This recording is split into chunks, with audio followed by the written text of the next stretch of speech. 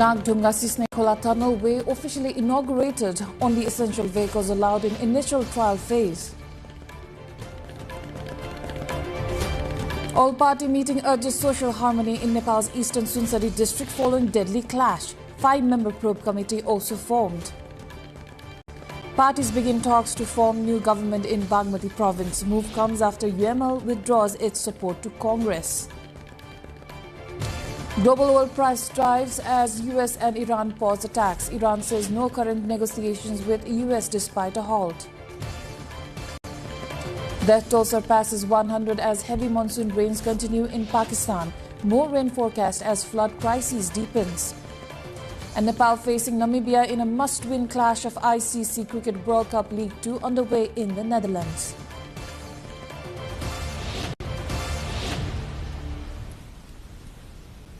Good evening, I am April Agising Lama and this is NTV World Primetime News. We're coming to you live from Kathmandu at 1900 hours Nepal time. Elsewhere, it's 13:15 in London, 22:15 in Tokyo and just after midnight in Sydney.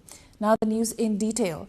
An all-party meeting held at the District Administration Office in Eastern District of Sunsari has called for social harmony and urged stakeholders to maintain law and order following the deadly clash at Kaptangjung in Dewangjung Rural Municipality, Ward Number 3. The meeting, chaired by Chief District Officer Basudev Ghimire, decided to take measures to restore normalcy in the affected areas. The local administration has imposed a prohibitory order in Dewanganj, Kuski, Kaptanganj, Butaha and Haringara Bazar while security forces have been deployed. 24-year-old Om Prakash Mehta, who was injured in police firing during the clash, died while undergoing treatment. Meanwhile, the Nepal government has formed a 5-member committee led by Home Ministry Joint Secretary Bhupendra Thapa to investigate the incident and submit a report within 1 week. Meanwhile, the Nepal government has called a meeting of the Central Security Committee to review recent security incidents across the country and discuss measures to maintain peace and order. The Ministry of Home Affairs said the meeting will focus on the Sunsari incident, assessing security arrangements, potential risks, and future strategies to prevent similar incidents. Officials will also discuss long-term solutions to address security challenges. The Nagdunga-Sisnekhola Tunnel has been formally inaugurated today, marking a milestone in the country's infrastructure development. Nepal's Minister for Infrastructure Development Sunil Lamsal, Japanese Ambassador to Nepal Maeda Toru and President of the Japan International Cooperation Agency jointly inaugurated the 2,688-meter tunnel. The construction company has handed over the project to the government of Nepal after completion. During the initial trial period, only ambulances, security vehicles and essential service vehicles will be allowed to use the tunnel. According to the Department of Roads, cars and vans entering Kathmandu will pay 65 rupees and exiting 60 rupees.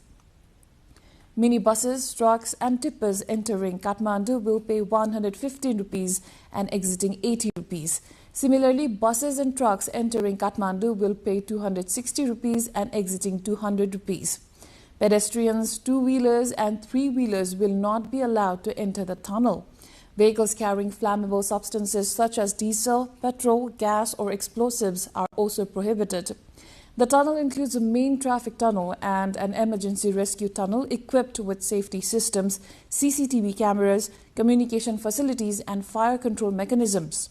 It connects Daha Chowk in Kathmandu with Sisnekhola in Thading and is expected to reduce time travel by nearly an hour.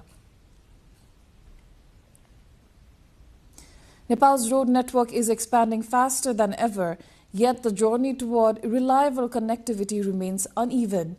From the Tarai Plains to the Himalayan foothills, the country's highways tell a story of ambition, resilience and more than that, persistent challenges.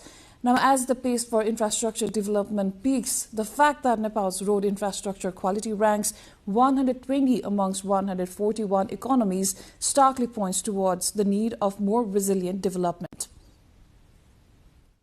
According to the latest data, Nepal now has 36,806 kilometer motorable road network connecting all 77 districts. Of the total, 20,456 kilometers black-topped, 7,602 kilometers gravelled, and 8,748 kilometers still earthen roads are the lifeline of the country. Though the network has connected all 77 districts, only 72 district headquarters enjoy black-topped access. The World Economic Forum's Global Competitiveness Report 2019 ranks Nepal's road infrastructure quality at 120th amongst 141 economies. These figures starkly point towards the need of more resilient development when it comes to road networks. The Pushpalal Mid-Hill Highway, stretching nearly 1,879 kilometers, and the Hulaki Postal Highway, covering 1,857 kilometers, have become lifelines for regional trade and mobility. The East-West Highway, Nepal's arterial backbone, remains the most heavily used route. The north-south corridors, Kaligandaki, Karnali and Koshi, are slowly bridging the gap between the Tarai and the mountains, yet progress comes with potholes. Many national pride projects face delays in blacktopping and bridge completion, and monsoon rains continue to erode unpaved tracks. Maintenance budgets lag behind expansion targets, leaving rural roads vulnerable to landslides and seasonal isolation. For millions of Nepalis, these roads are more than infrastructure. They shape daily life. Farmers depend on them to move produce, students to reach schools, and patients to access hospitals. When roads fail, livelihoods stall. The government has prioritized strategic connectivity, focusing on the Kathmandu-Tarai fast track, 4-lane upgrades on the Naranghat-Butwal and Moglin-Pokhara sections, and bridge completion across major corridors. Officials say the goal is not just expansion but resilience. Roads that withstand floods, landslides, and time. Nepal's highways are arteries of development, but their pulse depends on sustained maintenance and timely completion. As the nation drives toward modernization, the challenge is clear: building roads that don't just reach destinations, but endure the journey for generations. We're going for a short break. Do stay with us.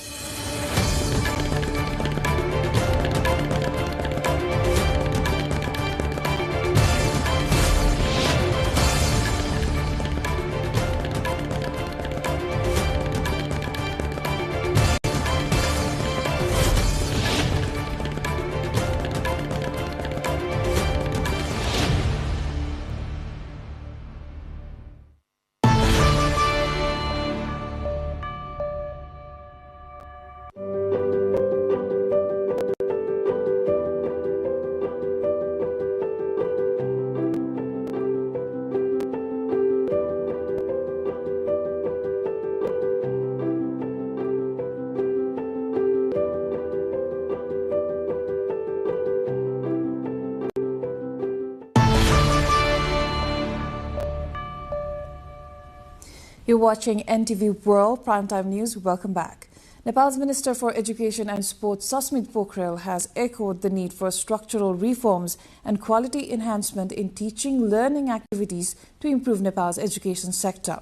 During an interaction with teachers at Janakpur Dham-based Ram Swarup Ram Sagar Multiple Campus in central Dhanusa district today, the minister urged the college to prioritize structural reforms and deliver quality education in line with the demands of the time. हामीले चाहिँ समस्याहरू धेरै छन्, समस्याको समाधान खोजेर अगाडि बढ्ने क्रममा छौं। कामहरू धेरै छ, चुनौतीहरू पनि छन्, अवसरहरू पनि छन्। चुनौती अवसरलाई केलाउँदै हामी अगाडि बढिरहेका छौं अहिले। In other news, the political parties are engaged in discussions for the formation of the government in Bagmati province. Earlier, after the CPN-UML withdrew its support to the Nepali Congress, the parties are engaged in discussions for the formation of a new government in the province. There are a total of 104 members in the Bagmati Provincial Assembly.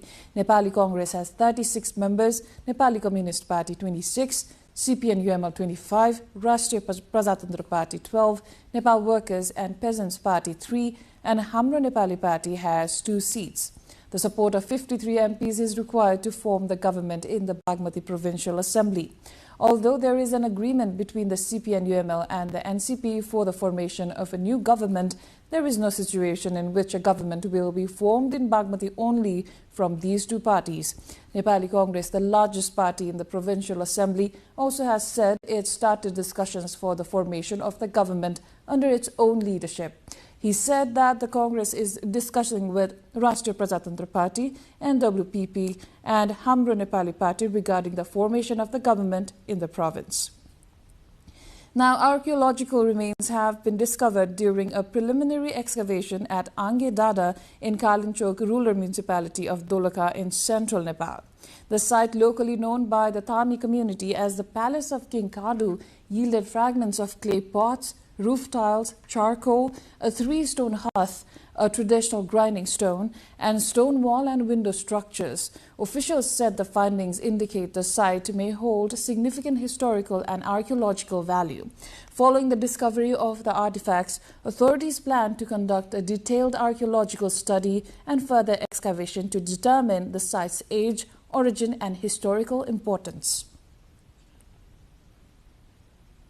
A local government's intervention has transformed the lives of 2 children who had been living in a cave in Nepal's far western region. The 2 siblings are now attending school, with their family also receiving support aimed at improving their long-term future. Vijeta Bhandari, along with our local correspondent Sitaram Oja, brings a report. For Lakshmi and Deepak Bhatta, the journey from a cave to a classroom has finally become a reality. The siblings, who once lived in a cave with their father in Doti's Jorayal rural municipality in western Nepal, are now enrolled in school and receiving the support needed to rebuild their lives. The 2 children had been living in a cave in Allari, Ward number 3, where extreme poverty had left them without regular access to education and many other basic necessities. After learning about the situation, Jorayal rural municipality stepped in, arranging school enrollment, accommodation, meals, clothing, and other essential care. The municipality has also begun the process of obtaining citizenship for the children's mother and says it plans to help the mother secure employment with the aim of improving the family's long-term living conditions.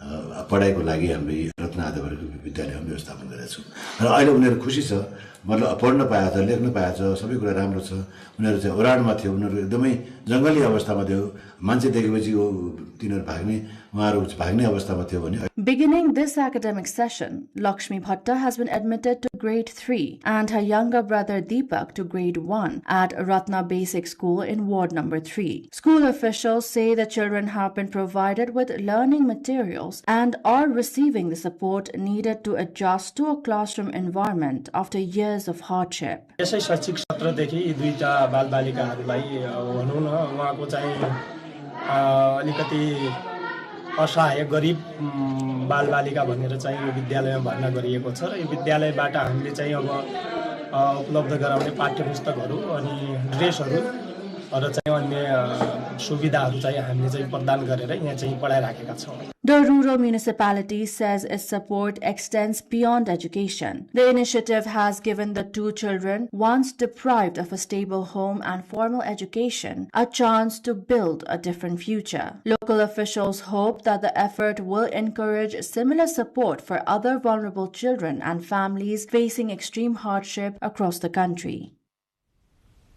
Time again for a short breather. We shall be back with international updates.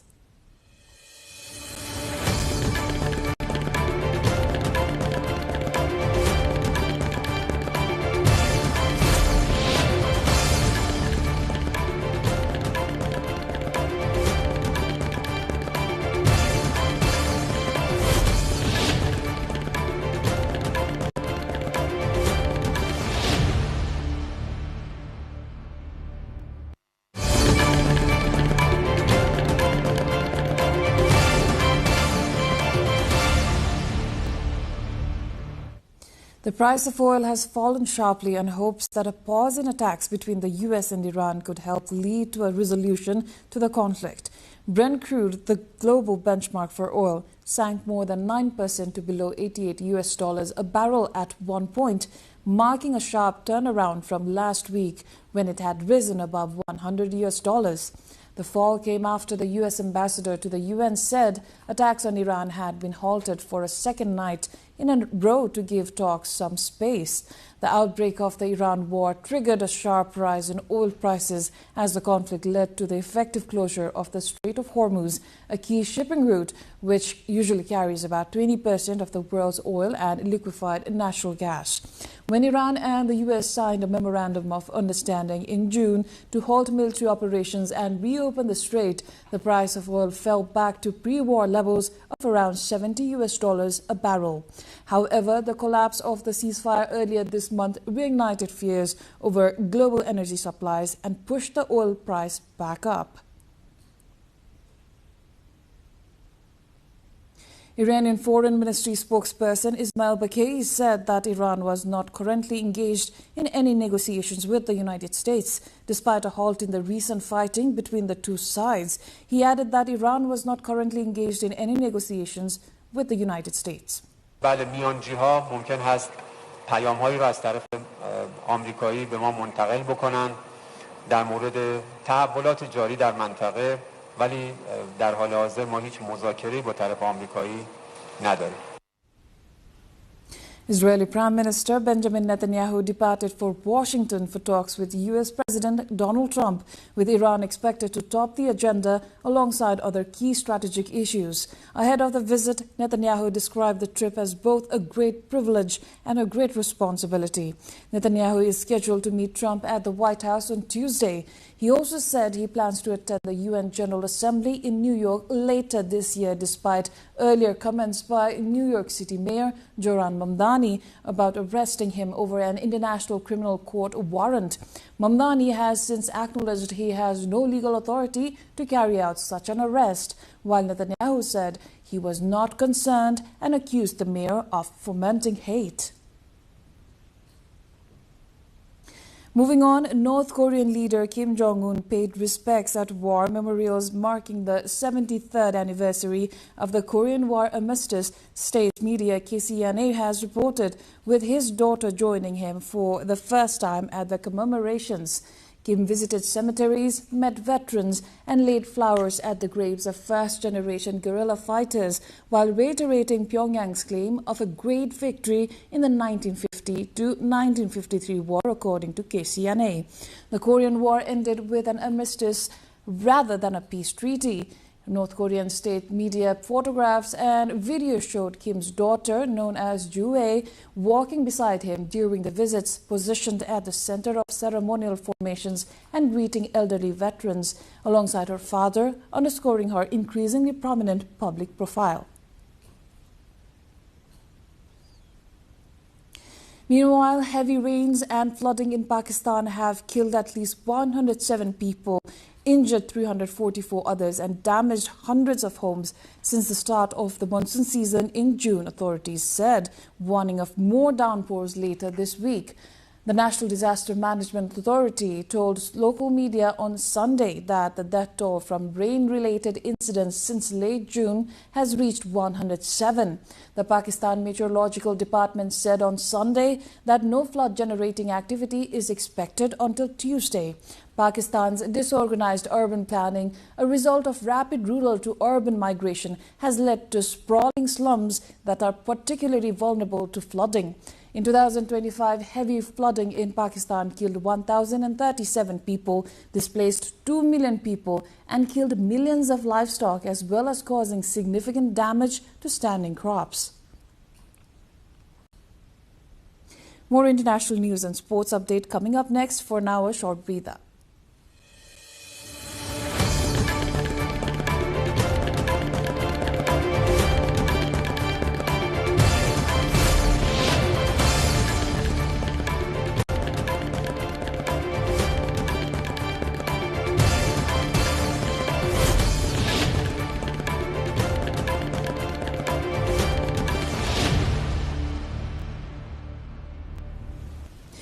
Three people have been killed and several others injured following a shooting at a food festival near the Space Needle in Seattle on Sunday. Police said there were two suspects who were shooting at each other. One of the suspects is in custody and the other still at large, although officials have said there is no threat to public. Shots rang out at around 6 p.m. local time at one of the city's most popular tourist spots, and as the annual Bite of Seattle Food Festival drew even more people to the downtown area. The Seattle Police Department said an investigation remains ongoing and urged the public to avoid the area. In other news, India's youth-led cockroach movement, whose protests have forced the education minister's resignation, urged authorities on today to release all demonstrators detained in weeks of rallies nationwide. The online cockroach Janta Party CJP, which organized protests over exam leaks and other irregularities, said they had received reports of students held in detention, particularly in the states of Assam, West Bengal and Bihar. The protest group said in a statement that any failure to release those detained or withdraw the criminal cases would amount to a breach of public trust. It added that it would take further necessary steps if its demand was not met. The statement comes after days Dharmendra Pradhan resigned as education minister over repeated failures in the conduct of competitive exams that have fueled anger among millions of young Indians.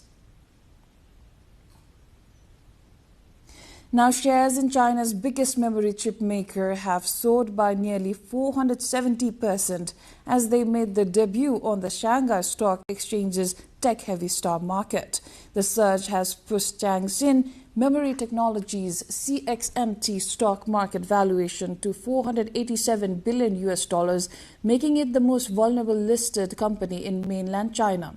The spectacular debut comes despite a sharp sell-off in technology stocks around the world this month. CXMT manufactures dynamic random access memory chips that power AI data centers, mobile phones, PCs, tablets, and other devices. Floats adorned with intricate, colorful decorations were paraded through Oita Prefecture's Hita city in western Japan at a traditional summer festival. The Hita-Gion festival began more than 300 years ago to ward off disease and disaster. It is registered as a UNESCO intangible cultural heritage. On Saturday, people clad in happy coats pulled floats decorated with figures depicting scenes from the traditional performing arts of kabuki and joruri. The back of a float from the Mameda Uamachi area was adorned with a textile measuring about 3 by 1.3 meters. It featured embroidery describing a golden carp climbing up a waterfall at sunrise. It is a reproduction of a now retired textile said to have been made in 1840.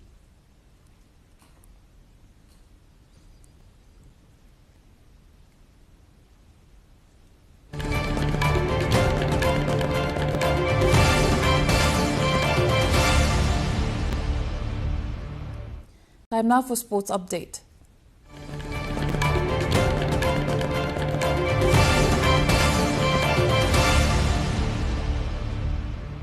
Nepal is facing Namibia in its third match of the Tri-Nation ODI series in the Netherlands today as it aims to keep its ICC Cricket World Cup League 2 qualification hopes alive. Nepal, that is chasing the target of 212 runs, has so far scored 17 runs in 2.3 overs with loss of no wickets. Earlier, Namibia, that was invited to bat first after losing the toss, amassed 211 runs with loss of 7 wickets in 50 overs. The Nepali side is under pressure after suffering back-to-back defeats to Namibia and hosts the Netherlands with disappointing performance in batting, bowling and fielding. The Pokhara Avengers has signed Bangladeshi cricketer Shakib Al Hasan to their squad for the third season of the Nepal Premier League (NPL). Considered one of the all-time great all-rounders in world cricket, Shakib has a long-standing track record of exceptional performances in international cricket. The 40-year-old Hasan is an experienced player who has represented over 30 franchise teams worldwide. The former Bangladesh captain has scored 2 1,551 runs and taken 149 wickets in 129 T20 internationals. In all forms of T20 cricket, he has played 478 matches, scoring 7,853 runs while picking up 515 wickets. FIFA President Gianni Infantino has hit back at critics of the World Cup, accusing them of spreading hate and false narratives while defending the tournament as a success that celebrated unity, safety and inclusion. In an open letter published on Monday, Infantino, 56, said detractors had overlooked the joy and togetherness experienced by millions of fans around the world who witnessed the tournament won by Spain and staged across the United States, Canada and Mexico. FIFA faced criticism over a number of issues during the tournament, including debate over US visa restrictions affecting supporters and officials from several countries and concerns involving teams from conflict-hit regions. Infantino's letter also followed scrutiny of FIFA's handling of the Folarian Balogun disciplinary case, a decision to suspend the automatic one-match ban imposed on him after his red card against Bosnia and Herzegovina following the intervention of US President Donald Trump.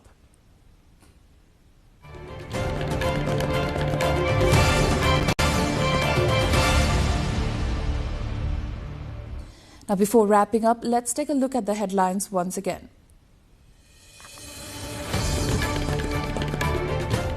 All-party meeting urges social harmony in Nepal's eastern Sunsari district following deadly clash. 5-member probe committee also formed. Nagdunga Sisnekhola tunnel way officially inaugurated. Only essential vehicles allowed in initial trial phase. Parties begin talks to form new government in Bagmati province. Move comes after UML withdraws its support to Congress. Global oil price dives as US and Iran pause attacks. Iran says no current negotiation with US despite a halt. Death toll surpasses 100 as heavy monsoon rains continue in Pakistan. More rain forecast as flood crisis deepens. And Nepal chasing 212-run target in a must-win ICC Cricket World Cup League 2 clash against Namibia.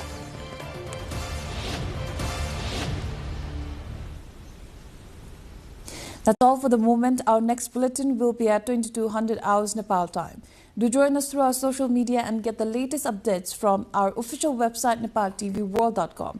Thank you for staying with us. Have a wonderful evening ahead.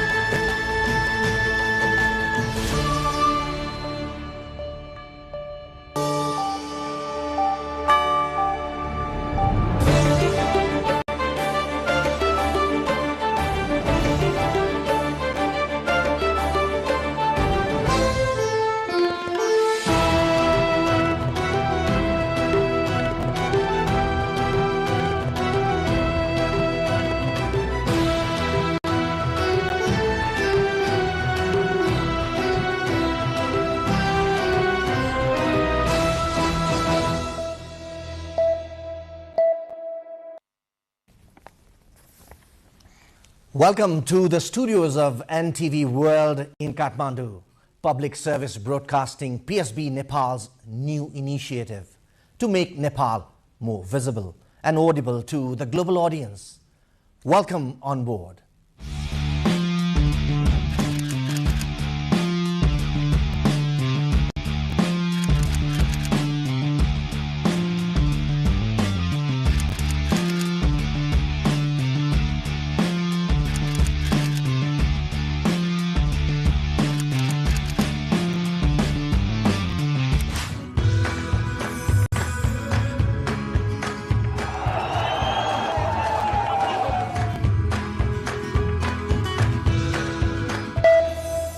This is NTV World, facts that speak, insights that matter.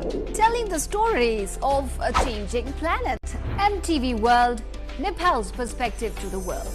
exploring the heartbeat of Nepali creativity. This is NTV World. The power of story shaped by technology. NTV World.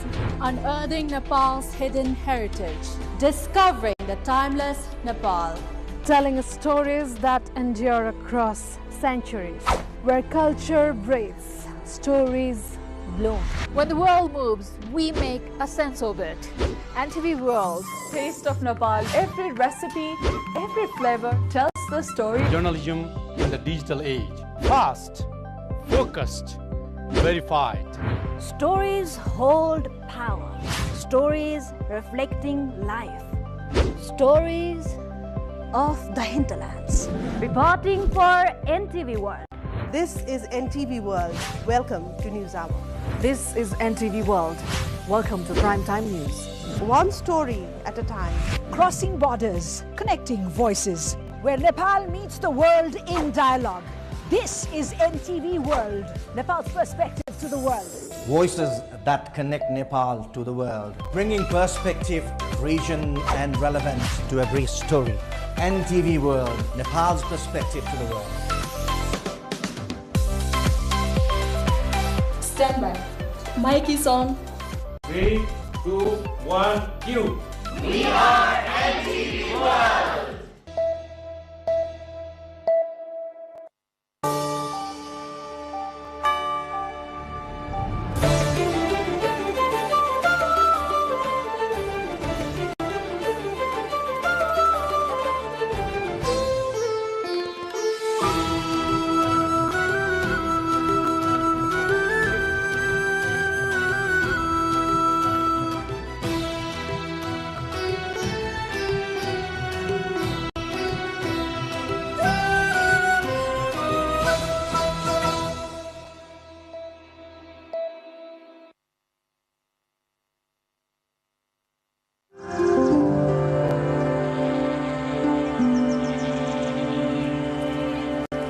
Welcome to the Hinterlands on NTV World. This weekly show brings together stories from the hinterlands of Nepal, takes you beyond the cities and highways into the heart of Nepal's rural landscapes. I am Rosina Rai. Our very first story takes us to Kapilvastu, one of Nepal's most important archaeological sites. A remarkable discovery has recently come to light in this place, as nearly 2,500 ancient copper coins along with a copper vessel believed to date back to the 12th century were uncovered. Experts say the findings could provide valuable insights into the region's medieval history. A report. हामीले खोल्ने क्रममा छौं के कति कोइनहरु छ अनि यो coin चाहिँ विशेष गरी चाहिँ कोइनको भने चाहिँ अनुमान गर्दाखेरि चाहिँ मुस्लिम समयको कोइन हुन सक्छ यसमा चाहिँ 12औं देखि 13औं शताब्दीको अनुमान गर्न सकिन्छ. Another remarkable archaeological discovery has been made in Kapilvastu district. Around 2,500 ancient copper coins and a copper vessel of archaeological significance have been unearthed in Bhavani village of the district. The discovery was made while local farmers were planting paddy and noticed a copper vessel buried beneath the field. Following the discovery, a team from the Kapilvastu District Police Office and officials from the Kapilvastu Museum in Tilorakot rushed to the site. In the presence of local representatives, community leaders, journalists and other stakeholders, the artifacts were formally recovered. Police said the recovered items are now being transferred to the Kapilvastu Museum in Tilorakot, where they will be preserved and examined in detail. किसानहरुले खेती रोपाई गरिरहेको ठाउँमा पुरातात्विक महत्त्वको एउटा करुवा जस्तो देखिने वस्तु फेला परेको छ भन्ने हामीलाई जानकारी प्राप्त भएपछि उक्त स्थानमा गई उक्त वस्तुलाई रीतपूर्वक हामीले चाहिँ बरामद गरेका छौं र अहिले उक्त वस्तु आवश्यक संरक्षणको लागि कपिलवस्तु संग्रहालय तिलौराकोटमा पठाउने संरक्षणलाई पठाउने तयारी भइरहेको छ. The chief of the Kapilvastu Museum stated, although detailed research is still underway, an initial assessment suggests the coins may date back to the 12th or 13th century.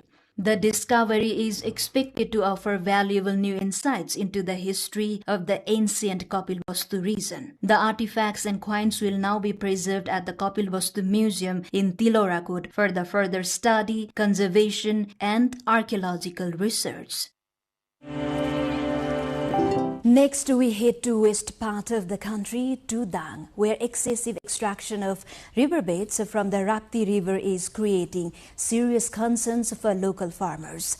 Residents say unregulated excavation has changed the river's natural course, reducing water flow into irrigation canals and threatening agricultural production.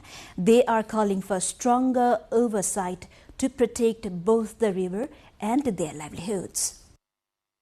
Excessive extraction of riverbed materials from the Rapti River in Dang district in mid-western Nepal has left sections of the river sinking and in some areas changed the course of the river as well. This has not only created challenges for irrigation in the area but also lowered the riverbed, preventing water from flowing naturally into traditional irrigation canals. Near the Bhalubang Pulchok Bridge, the Rapti River, which once flowed along the northwestern bank, has gradually shifted towards the southeastern side. Farmers in the area say the change has left many canals without enough water to irrigate their fields. To keep their crops alive, they have been forced to build temporary diversion dams to raise the water level.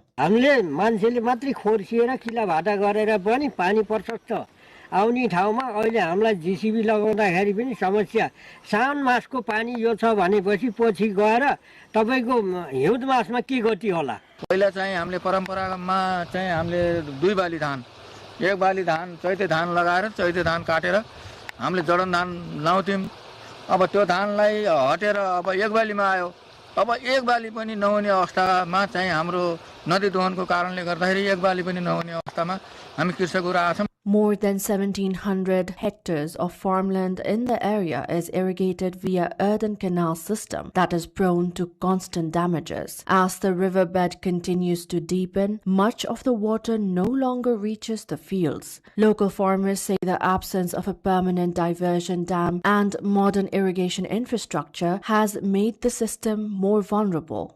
Rapti नदीमा JCB excavator heavy मेसिनहरु प्रयोग गरेर gravel नदीजन्य पदार्थ ढुङ्गा गिट्टी बालुवाको अवैध उत्खनन गर्दा र त्यसरी नदीलाई गहिराउँदा नदीको धार परिवर्तन भएर यो समस्या सिर्जना भएको. Riverbed materials are widely used in Nepal's construction industry, and local governments also generate significant revenue by issuing contracts for their extraction. However, environmental experts have long warned that excessive or poorly regulated excavation can deepen river channels, destabilize riverbanks, alter natural river flow, and damage irrigation systems and nearby infrastructure. For farmers who depend on these rivers for their livelihoods, authorities concerned need to ensure that riverbed extraction must strike a balance between economic interest and protecting the irrigation systems.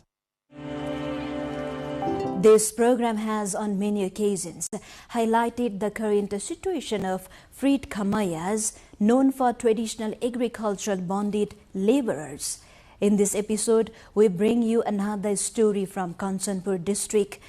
Although 26 years have passed since Nepal abolished the Kamaya bonded laborer system, many former Kamaya families are still waiting for meaningful change.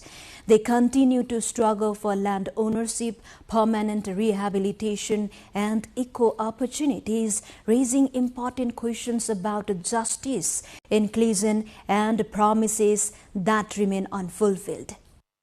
26 years ago, on July 17, 2000, Nepal officially abolished the Kamaya system, a centuries-old form of bonded labor that had forced thousands of families, mostly from the Tharu community, to work for landlords in exchange for shelter and meager wages. The declaration marked a historic turning point. It promised not only freedom from bondage but also land, housing, and a chance to rebuild lives with dignity. But more than a quarter of a century later, for many former Kamayas, that promise remains unfulfilled. Across western Nepal, thousands of freed Kamaiya families are still living in temporary settlements on government or public land. Many continue to survive without legal ownership of the land they occupy, permanent housing, or secure livelihoods. According to community leaders, nearly 32,500 freed Kamaiya families were identified across Dang, Bake,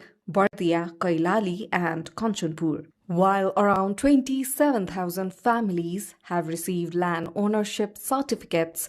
1,000 remain excluded from government records.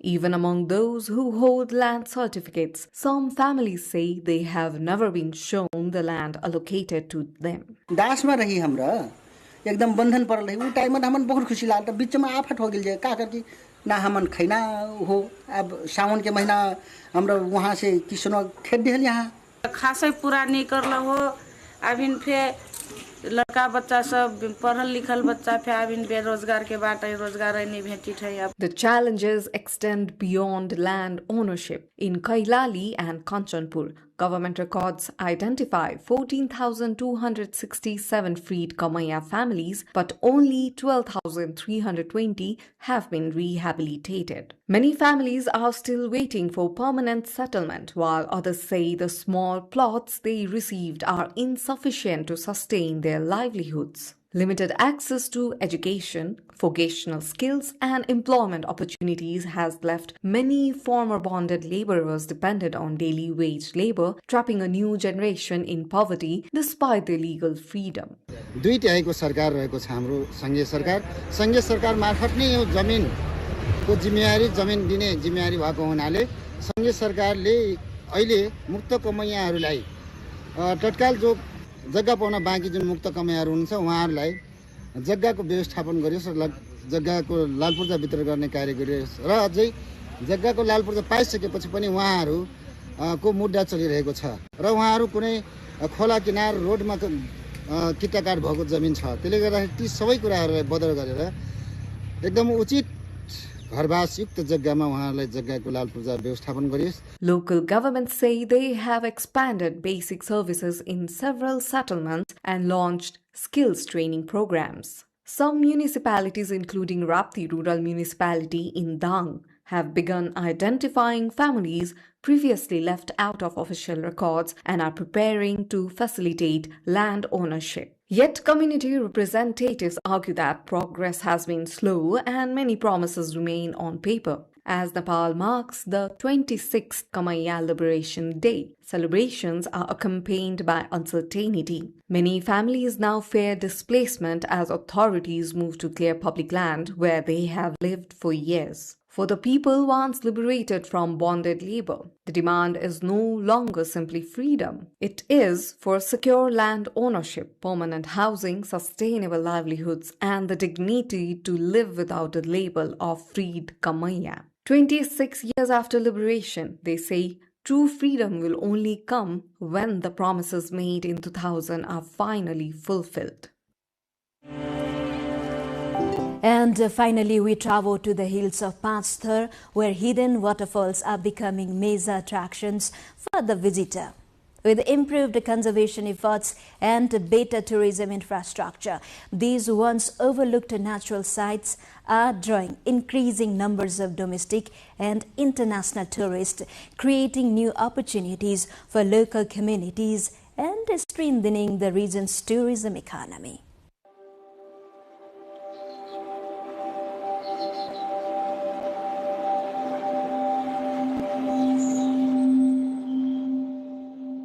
From forgotten cascades to crowded viewpoints, Panchthar's waterfalls are now paying the district back. While naturally beautiful places remained overlooked, attractive waterfalls too had fallen into obscurity. More than a dozen striking waterfalls that have been flowing splendidly for centuries had been unnoticed in the district. Over the past 10 years, roads and bridges leading to these waterfall sites have been built by provincial government and the local level. And now tourists have started flocking to observe the waterfalls.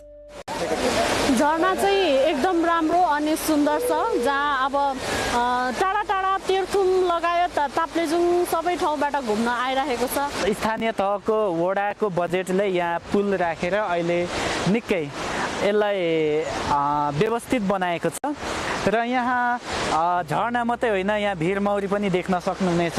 By developing waterfalls as tourist destinations, they have started becoming a source of income for local residents.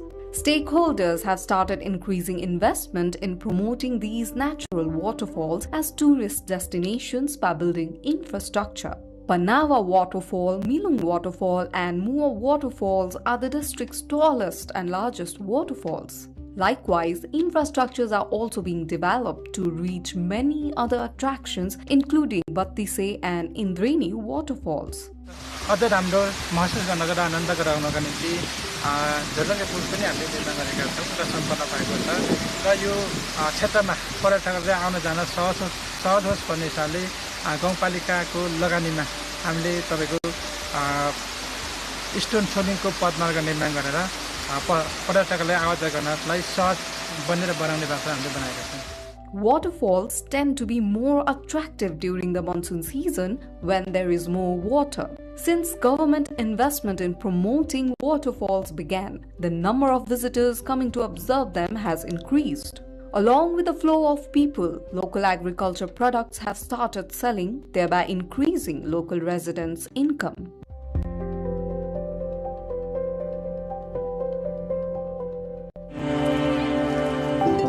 Beyond the cities and the headlines, real lives continue to unfold. Stories are shaped by struggle, strengthened by resilience, and carried forward by hope. This is the Hinterlands, and we will come back next week with more stories from the heart of Nepal. Do follow us on our website, nepaltelevision.com, social media handles, and YouTube channel. Thank you for joining us. Goodbye for now.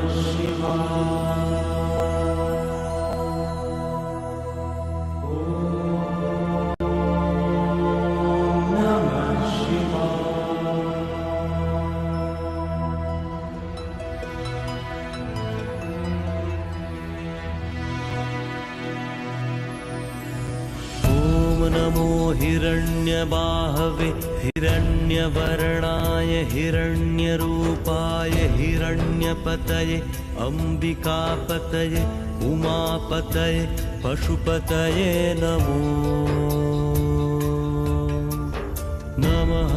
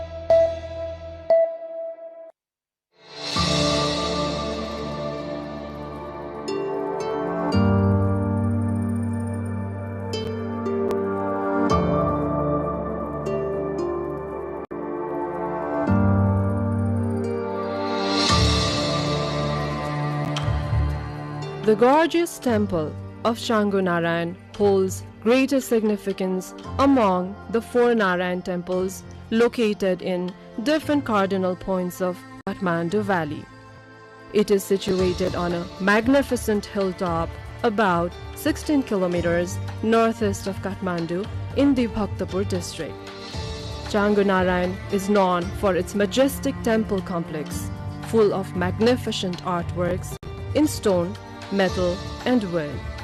As an important heritage site of archaeological and cultural importance, with a history of nearly 1700 years, Changu Narayan was designated as UNESCO World Heritage Site in October 1979. By then, it also received the attention of international observers abroad.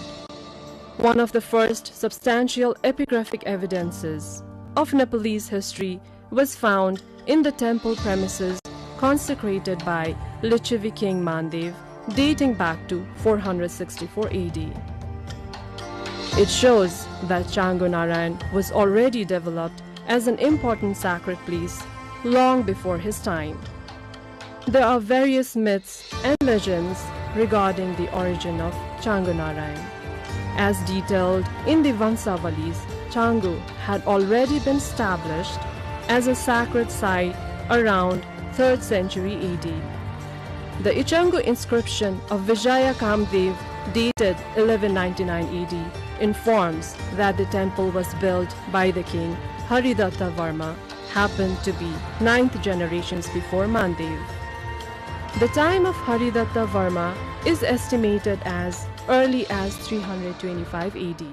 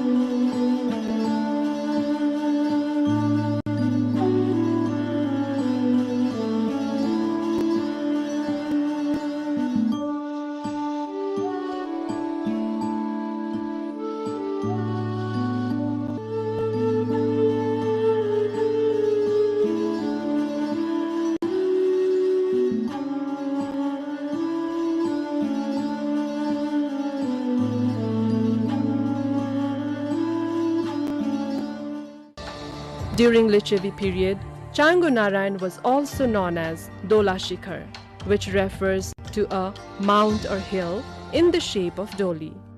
Gopal Raj Vansavali and the Changu inscription also mention it as Changu, a Newari word that refers to swing-like hill.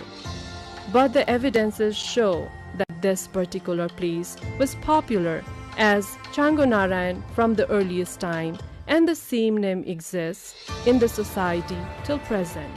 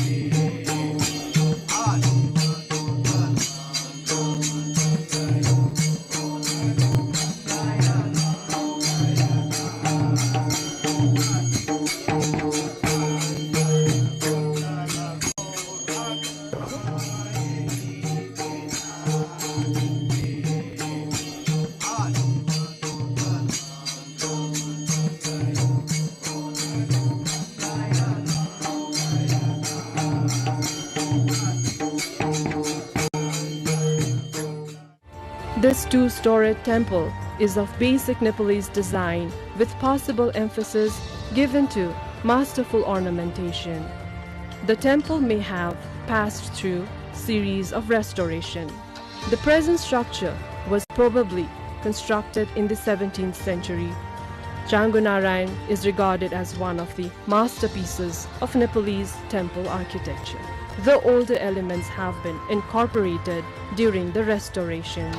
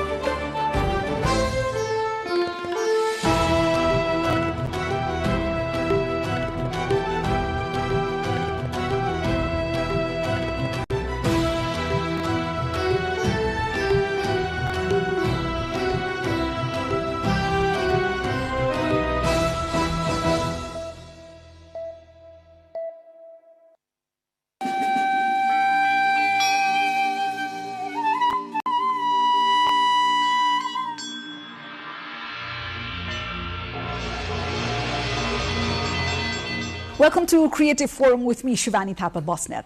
In our last episode, we spoke of the soul of the image. Today, we look at the machinery behind it. How do stories across borders? How does a social media algorithm change the way a family in Kathmandu or Paris sees themselves?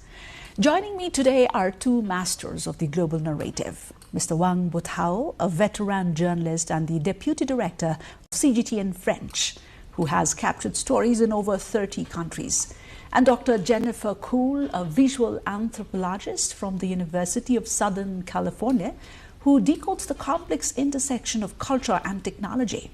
You are here in Kathmandu for NIF 2026, the Nepal International Film Festival, right? A city and then this prestigious film festival, both full of stories. Could you share what has captivated you most since your arrival here? First, because the weather here, the climate is very delightful. Because coming from Beijing, in this season is normally very cold. But now here, I feel very warm, like 20 degrees. It's not hot either. And the air is fresh, the sky is blue, so the breeze, the spring breeze feels very comfortable. And secondly is the people here in Kathmandu are incredibly hospitable. This is really, I don't know if it's because I'm Chinese, you are receiving a special treatment, or if so, I feel very honored. If you treat everyone like this, I have to say that you are truly a nation of hospitality, and I have to congratulate you on that. Mm-hmm. I can give you several examples. When we came out from the airport yesterday in the minibus, which took us to the opening ceremony venue, we saw some school girls sitting in a roadside shop. They waved and smiled at us. That really gave us much warmness in our hearts. And as soon as we arrived to the opening ceremony venue, and people came to offer us colorful kata scarves.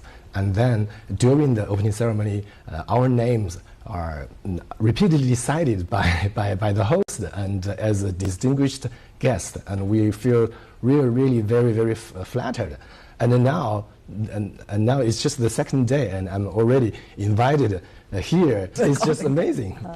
Right, hospitality is encoded in our culture, right? So for us, guests are synonymous to gods. Dr. Kuhl, what does your experience say so far of Kathmandu and NIF? Yeah, I've been to Nepal before last, but it's almost 37 years since I last was here, and it just was so heartwarming to see. It's very modern, but it is echoing the traditional architecture of Nepal with the wooden slats and just sort of the proportions, and to see that everywhere, including at our hotel. It's nice to see Kathmandu is modernized, but it hasn't lost the look of the Kathmandu that I remember from the 80s. Do you have any recollections from back then? Because as far as I know, you're very small, and I could see those very beautiful pictures with your parents. That was when I was first here, but they came back. They were stationed here again in 1980. So 86, I came here when I was in college. I remember going to Indrachok to get beads. And I remember a famous painter, Tanka painter, Bibi Thapa, and seeing his studio. So yes, I have many memories from the 80s, and it is much different, bigger buildings. The idea to have Wi-Fi everywhere, but it's very rare to have all this level of modernity alongside still very distinctive Nepali flavor. Atmosphere, the looks, the art, all of this. I went near our hotel is the Garden of Dreams, and it's just very beautiful. So all of those are positives, and then I kind of laugh because I'm still, having grown up abroad, I don't often feel American, but in Nepali traffic, I feel very American because it's scary to me. And it's not just driving on the different side of the road. I'm thinking like, oh my gosh, crossing the street. The only way to escape is to live here for some time unless you get used to it. Yeah. Over 22 years, Mr. Batao, you've traveled across continents, right? Yes. From Europe to Africa, America, and Asia, of course. So in your experience, what makes a story truly resonate across cultures? I think it's humanity. This is the most important thing for me in any kind of creation. Actually, when we talk about cinema today, we can see that more and more modern technology are used, and people start to use AI too. But for me, the most important part in cinema is really the side of the humanity. Is the story. Is the story which really touched the heart of people.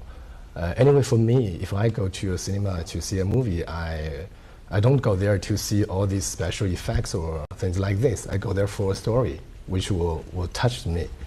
So I think whatever the form of the art that you create, the most important part is to show the humanity. From an anthropological lens, how do a cultural context, especially the social norms and technology, help shape the way stories are received, and how do you think they should be told? I guess it's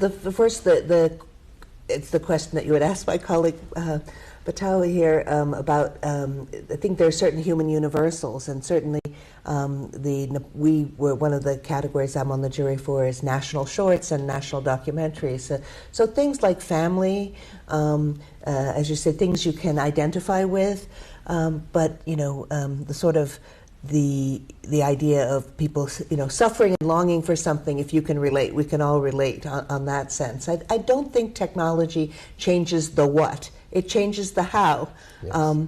But the essence, the story, the soul, and something that people can connect to, that's got to be the heart of it. And sometimes it's harder with cross-cultural, but I don't really think so, because I think oftentimes when something is abstracted and it's not familiar, then you can see the humanity instead of knowing, oh, it's those people, right? To have a little distance can actually humanize. Can you share a story from your travels, both of you, or from your research maybe, that stayed with you because it bridged cultural divides?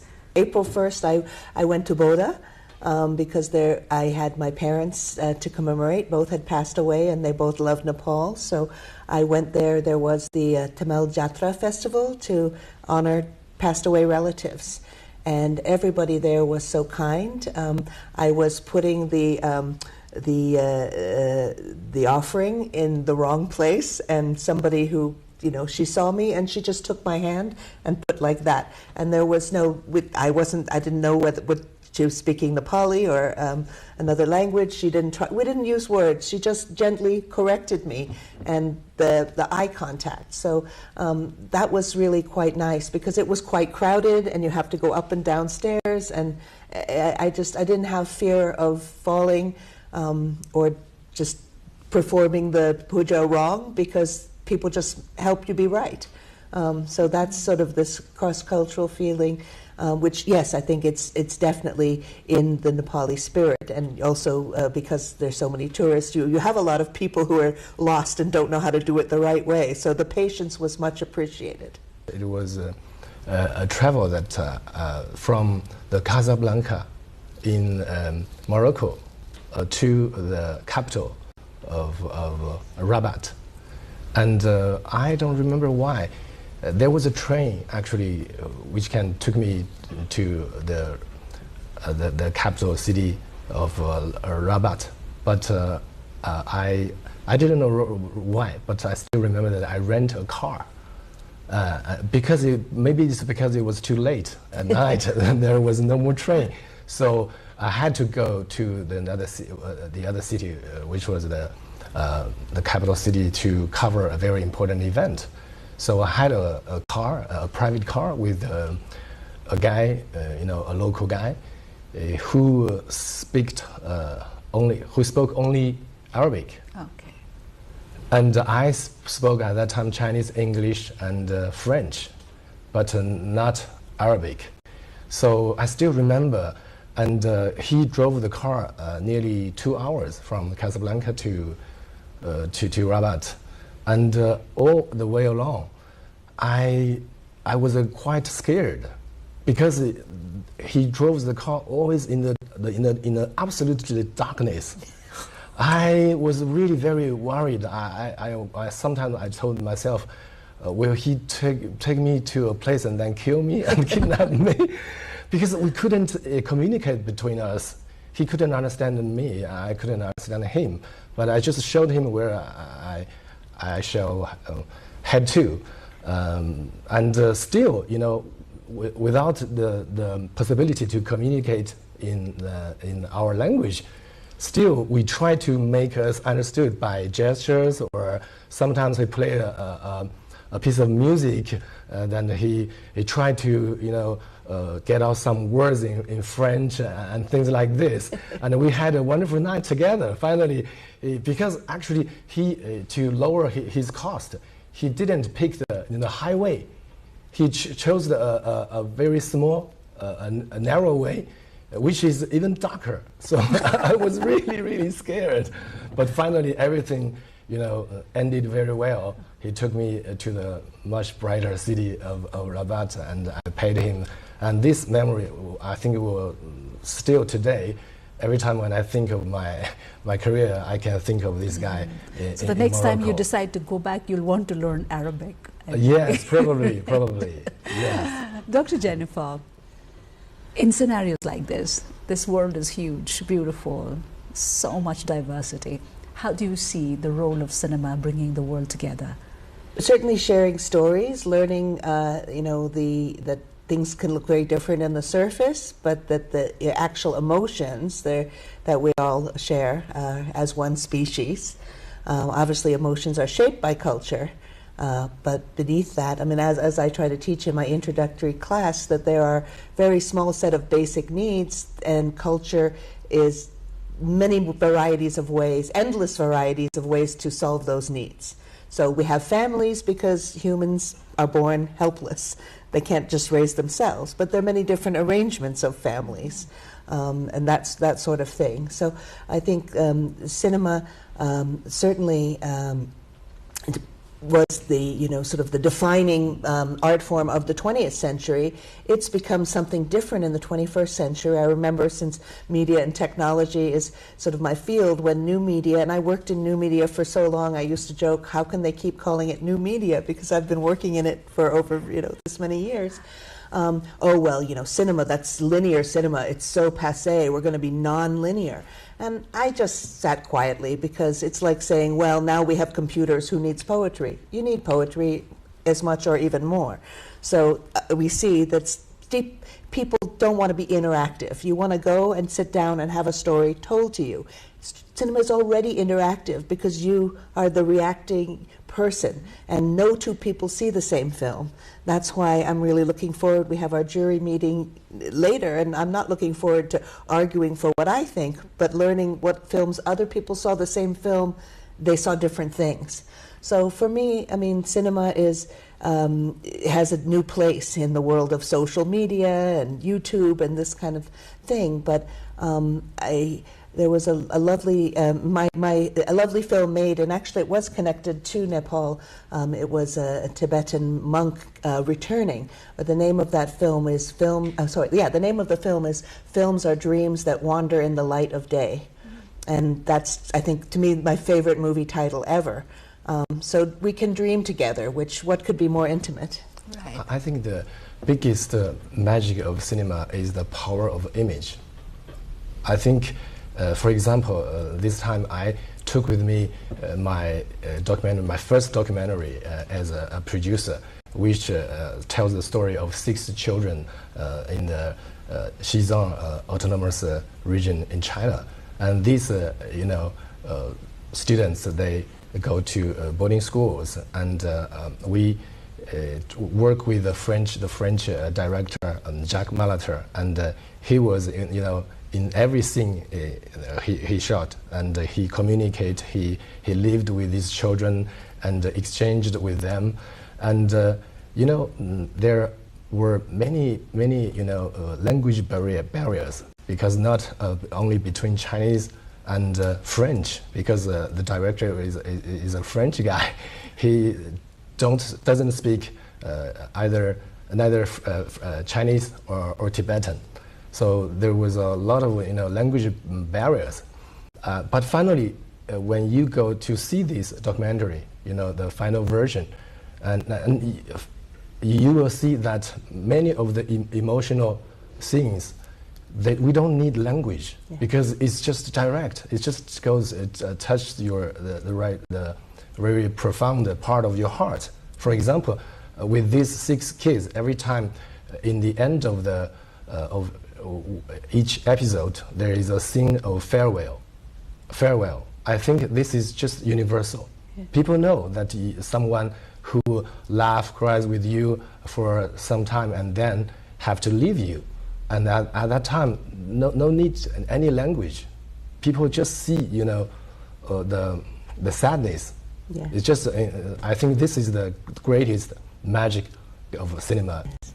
On the topic of technology, though, something you said spurred the recollection. One thing that technology is unmitigatedly great at is the new ease of subtitles, right? Yes, and that you can have the separate SRT files.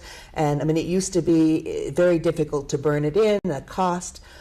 So the fact that people can just take a transcript and you show the same film and drop in the separated text file is beautiful. The explosion on Netflix or Amazon Prime or any of those OTT streaming services in the U.S., now we can see global cinema in the U.S. Exactly. And the barriers are down, and I credit foreign cinema and other things of technology. People used to, and when I was in film school, people used to say, subtitles. You go to those foreign French films, I don't go to read, read. And now people are happy to read, and people even in their own homes with English programs put on those subtitles. So that, I think, people who, the purists who want only image may be not happy, but it makes us feel we can all... Exactly. Language in today's world is not a barrier at all, because and thanks to forums like NTV, Cannes, and all the film festivals, and of course the subtitles, we have to be thankful to them, because today in Nepal, if you talk about Nepal, young generations, they know Korean, they know Turkish, they know Iranian language by virtue of the subtitles and the films that they watch on Netflix and on all the portals, right? Staying with technology, Dr. Jennifer, you've studied ethnographic storytelling, right? And media ecology very, very extensively. How do you think has social media changed the way communities narrate their own stories? That's a very big question. Certainly, it doesn't replace. When you talked about ecologies, I think it's really important that one thing doesn't replace the other. That we still have pencils and pens; they come in handy just because there are computers. So, I mean, I think social media is a different thing. I don't know that it's all about community, because I always think, how do you define community? It's a very broad. There's a lot of literature about that. Even thinking about the Max Weber, the famous sociologist, talked about the community of the streetcar, or just as I was talking at Boda, that's the community of people that are going to make the observance. It can be fleeting. It doesn't have to be permanent or that kind of thing. But I think social media, it can compete in a lot of ways, but then also connecting, so people can hype is one word for it, but also say, hey, share is another word for it. So it's much more tricky in terms of getting the word out. And there are some. As a scholar, you're often critical to worry about sort of the competition for attention. We still have the same number of hours in the day. We still have the same nervous system that was really built, for Neolithic times, thousands of years ago. And so I think that there are dangers. But as long as, going back to the opening ceremony yesterday, they were talking about future forward, but keeping memories. And so I think that there's that give and take with the question you asked me in terms of the effect of social media on cinema. Some positives, but also we have to, with our eyes open, see that there can also be challenges. Does this present any sort of risks on the authenticity of the stories that are coming? Of course. There's a huge risk. As I work for CGTN, and I can tell you that this documentary that I brought here was my first documentary. During my first 20 years of career, I worked mainly on journalism. For example, in the journalism, we are strictly forbidden to use any kind of AI technology. Anyway, in the TV channel where I work, there are very strict, code to forbid this, because or else people don't know if it's true or false. But I think for those creation parts, I think we can use this kind of new technology or social media. I think is rather beneficial. It can bring us a lot of powerful and efficient tools to, for example, to not only lower the cost but also increase the efficiency of our production. I think on this side it's a good thing.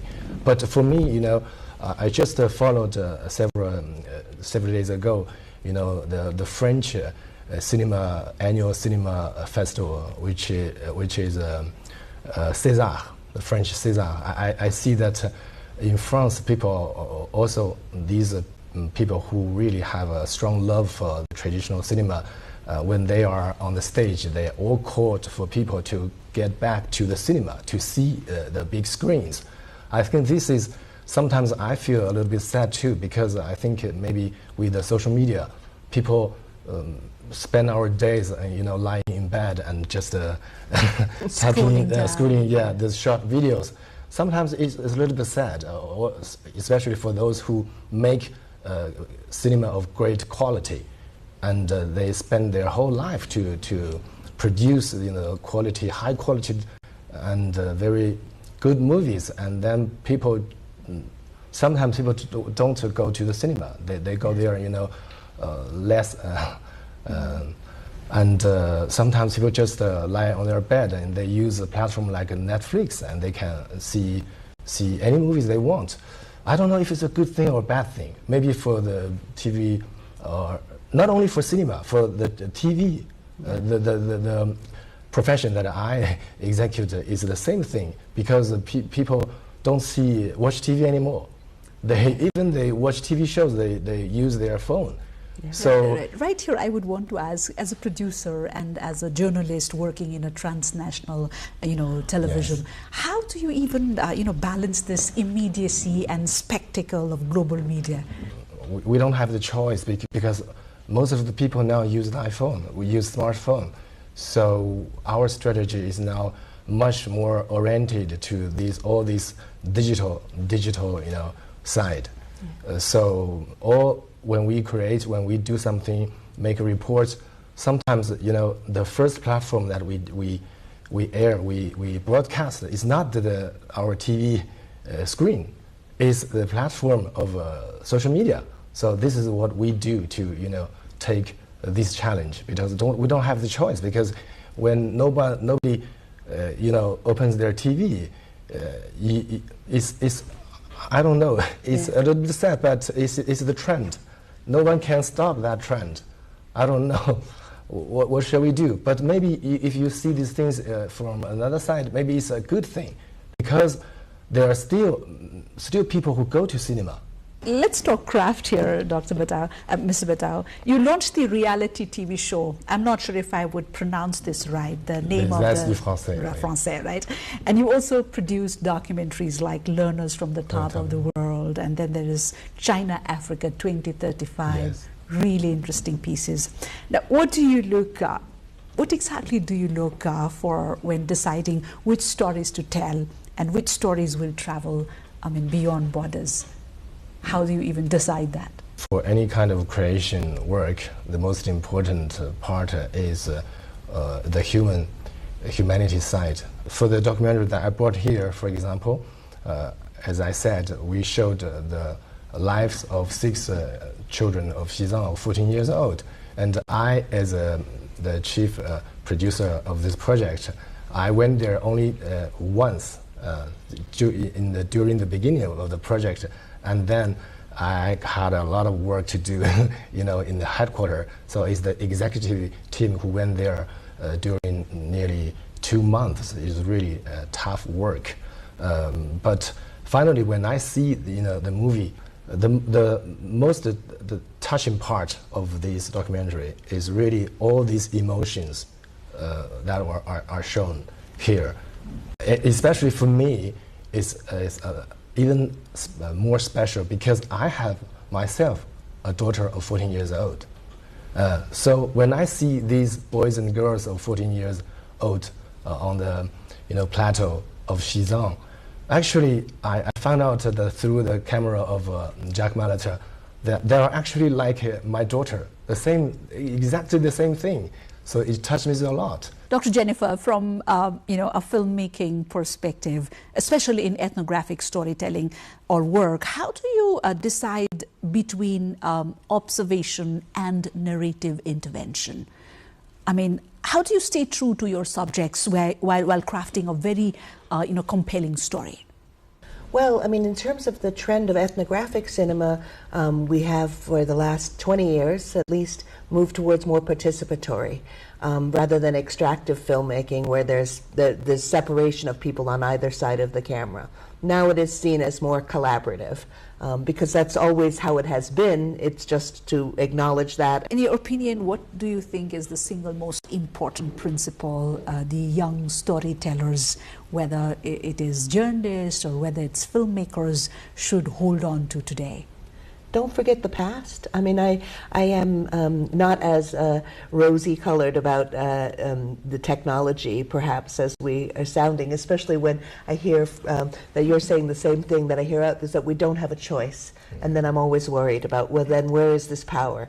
Because if it's not the power from the people, then where is it coming from? But I do have a lot of faith if you don't forget the past, because this has been the gift of humanity, is that we don't have to discover everything for ourselves. We have from previous generations, from 200,000 years, there's been humanity. We've been writing things and teaching things, a little bit less than that time, but particularly in a country like Nepal with such a distinct and rich and diverse cultural heritage. Yes, your grandmother, your parents might not understand social media, but they know things worth knowing. I would say that to the youth. Give us some grace, as my students say, and listen to the old people, because they won't be here forever. Your 2 cents for young filmmakers and storytellers. I learned a lot from the French director Jacques Malatat. I think he is a documentary filmmaker, but he is a sort of also like a sort of anthropologist, because his favorite topic is about human history, is about these minorities, living conditions around the world. So I learned a lot from him. Jacques Malatat is a great documentary filmmaker in France. He's even rewarded the National Order, of the Knight of the National Order. So I think the key of the success is he really respects the people. I think this is very important. I can give you an anecdote.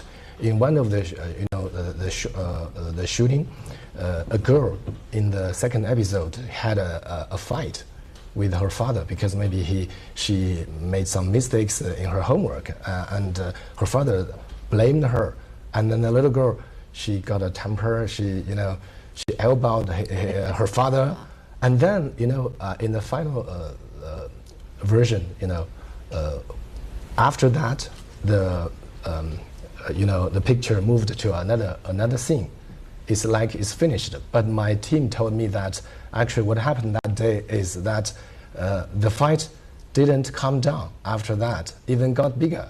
And the girl, she ran away and she hid herself in a corner of that village.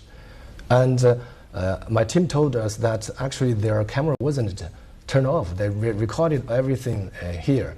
And our Chinese team said to ourselves that this might be a very good dramatic scene, that if we showed it out, it could be fantastic. It can increase the ratings. But finally, the director, he decided to cut it because he thinks that this kind of scene, if it is shown on the great public, maybe one day it will hurt this little girl. So I'm really very touched by his this kind of humbleness and respect for people. If you want to make a good movie, you must learn first to respect all the people with whom you work.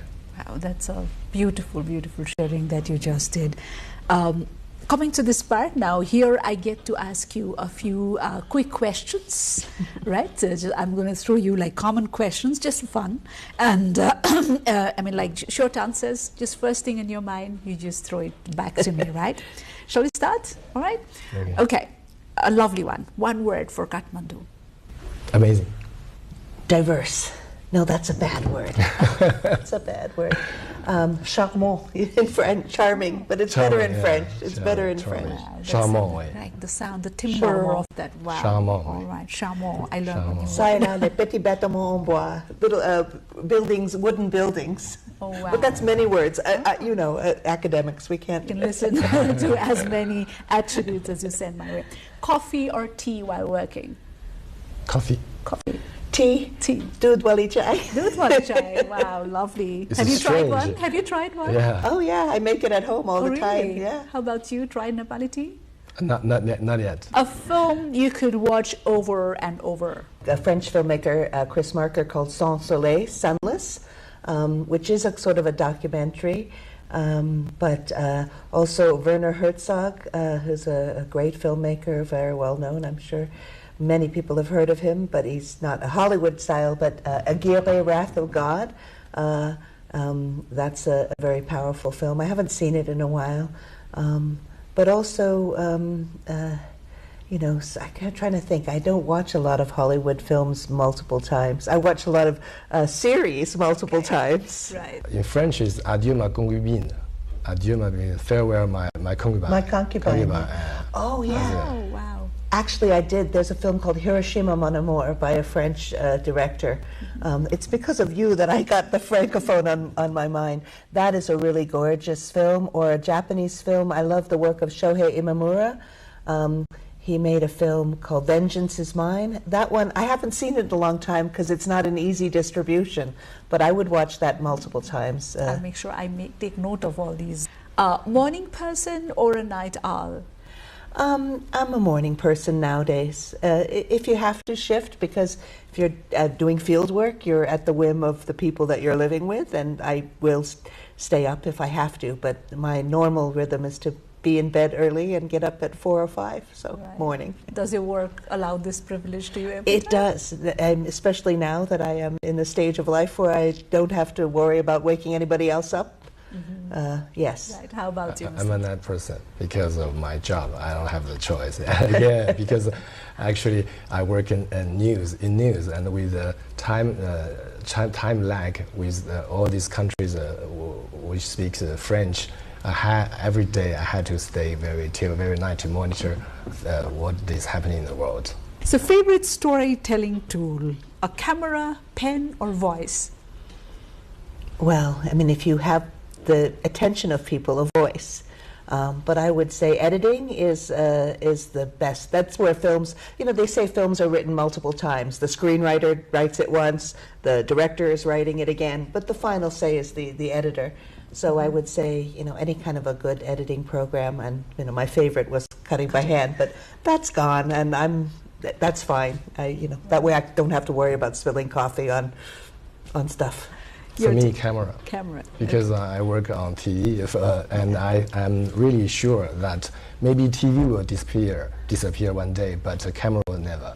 A city that feels like home. Both of you travel intensively, right? So a city that feels like home. Los Angeles, California, because it has the world. It just sort of I mean, that's what makes, that's the strength of America. The real strength, all the people, the immigrants that make it so. But Los Angeles is just a very expansive city.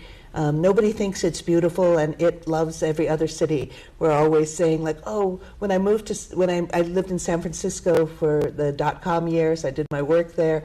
When I was leaving, people were like, why are you leaving? Where are you going? Los Angeles. They made these faces, and I was like, well, I'm going to... And then when I arrived, I got in the cab at Los Angeles Airport, and I was telling the cab driver, oh, I'm moving here. Oh, where are you coming from? San Francisco. And he looks in the rear view and looks at me and says, oh, that's a beautiful little town. We have an expansive heart for all the other cities in the world, and that's why I love it.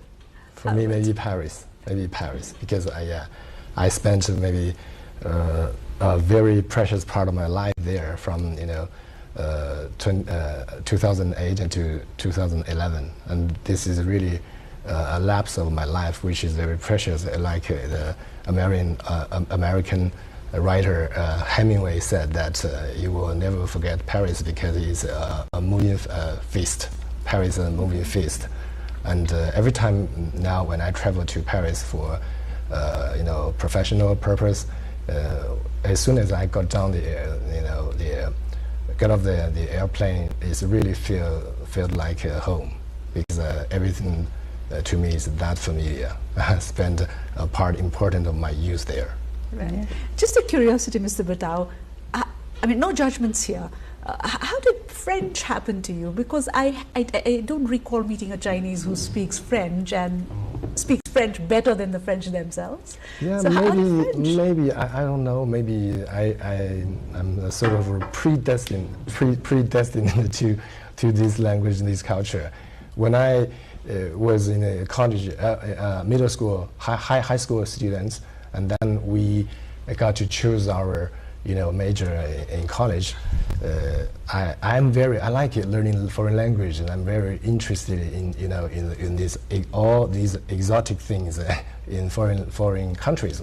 So because that in China everyone learns English since a very young age, but if I continue to learn English, I think that's not cool. So I told me that's a smart move. Why not another language? And then this language is maybe for a boy of 18 years old. He sounds really sort of romantic or exotic. Oh. So I picked it just by accident like this, and now it becomes my whole life, love. Right. Let me come to one of my favorite questions. Silence in cinema or music? You gotta have a reason for both. One thing I will say is silence is never silence in the cinema. It's never nothing. You need something to emphasize that it's silent. Some different, the cliche is the door squeak or something, but you need a small sound to show the larger silence. Music can be great, but it's a great deadener. An ethnographic film especially, it's what that Mark said, religion is the opium of the people, and I tell my students music is the opium of a bad cut. If you have a good cut, it can work in silence. But what could be more, some of the films in the festival, particularly the national shorts, I was so impressed by how they use song as a story element. Because songs are a lot of the films are celebrating village culture, family life, and there are appropriate songs. So there is nothing, I'm a Generation X of the Walkman, and the greatest thing about the Walkman is not that you can shut your parents from talking to you, it is more that you're in a movie, right? It's like Bollywood, and you're dancing because you have your own soundtrack. So there's no question about the power of music. So I would have to say in that battle, music wins. But if it's a matter of educating my students, you have to have a reason for the music, and it should be a motivated music, not just a cliche music. Sometimes silence is powerful. They're very, very powerful. I remember one of my favorite scenes in the cinema is a film from Jia Zhangke, Chinese director Jia Zhangke, which means the title is The Mountains May Depart or Apart, the English name. And I still remember that there is a scene in which the main character, the lady, and his father were in a railway station, and the girl, she went to a shop to buy something to her father, who was sitting on a bench, right? A long bench. And when the girl got back, he found that her dad is already passed away. And at that moment, it was a total silence, and it was very powerful. Not a single word, just a picture, still, and the spectator can feel the strong shock and sadness. Momos or samosas? Well, we're in Nepal. I better say momos. Me too, momos. Even if I haven't had the chance to taste it. But I make a good samosa. It's a protocol that you do of try course, momos. yeah, I will try. As long as we can eat it with our hands, because it's too hard with chopsticks. Oh, yes. You're free to use chopsticks, forks, hands, right? But it's a protocol. I'll test it this evening. Right. Thank you so much. It was lovely. Thank you so much, Shivani. Right. It's such a pleasure. Indeed. Thank you so much for coming over and sharing your insights. Thank you. It's a pleasure. Today we have glimpsed the world through many lenses, from the bustling studios and the experiences that are coming from CGTN to ethnographic narratives. Stories are more than content. They're bridges, they connect continents, cultures, and hearts. And to our audiences, the stories we tell and the stories we carry are what keep us human. And Creative Forum is where we talk about the humanness through arts and talks and conversations based on arts. This is Shivani Thapa-Bosnet signing off until next time. Goodbye.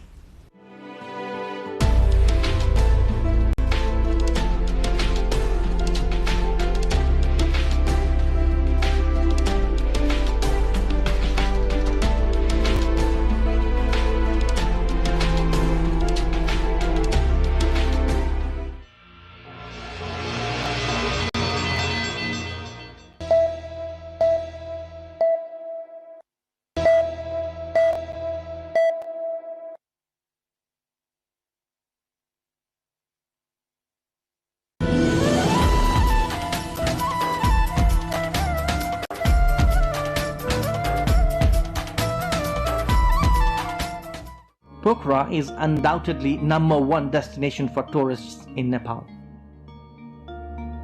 The valley, blessed with natural beauty, attracts domestic and foreign tourists alike. You must have already visited Pokhara. If you haven't or planning another trip, then these are some of the must-go places in Pokhara. The first attraction in Pokhara is the Pheva Lake.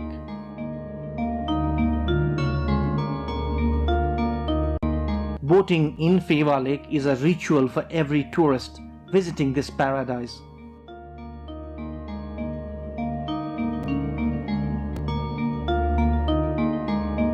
The Tal Barahi temple at the center of the lake adds to the beauty of the place. A round-trip boat ride in Pheva Lake to and from the temple is a feature of both the lake as well as the temple.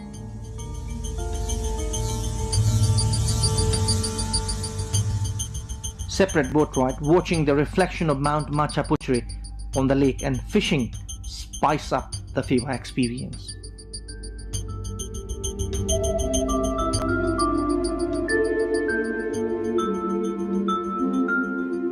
The lakeside along the banks of the Pheva Lake is a popular tourist hub.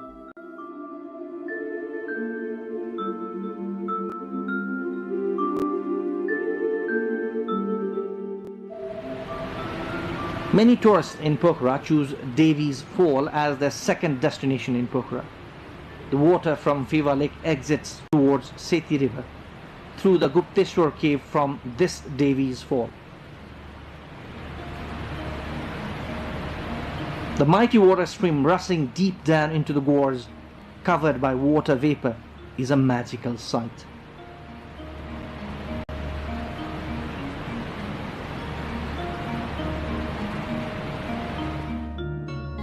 Pokhara is known as the city of lakes and caves. Many of the lakes and caves have religious importance. This is Gupteshwar cave at Chorepatan area. Inside the cave, the idol of Lord Shiva is a well-known pilgrimage. Further inside the cave, one can see the Devi's Fall. Mahendra Cave is another famous place in Pokhara, and nearby is another well-known Chamere cave. Both the caves can be visited together.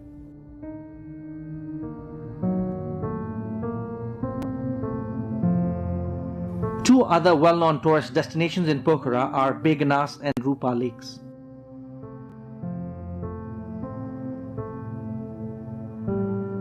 Fresh fish of Begnas Lake is a sought-after delicacy. Rupa Lake is just round the corner beyond a small hill towards the eastern edge of Begnas Lake. Away from the hustle and bustle of the town, Begnas and Rupa lakes cannot be taken out of a tourist's itinerary.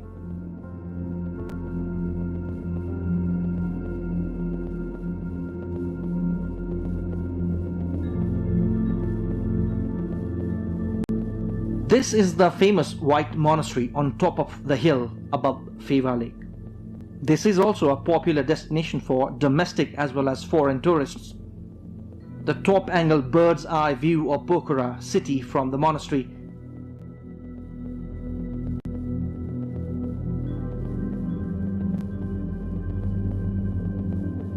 is a sight to behold. The placid Pheva Lake, the tall mountain range, and the birds like paragliding pilots on the background of Sarankot Hill are mesmerizing.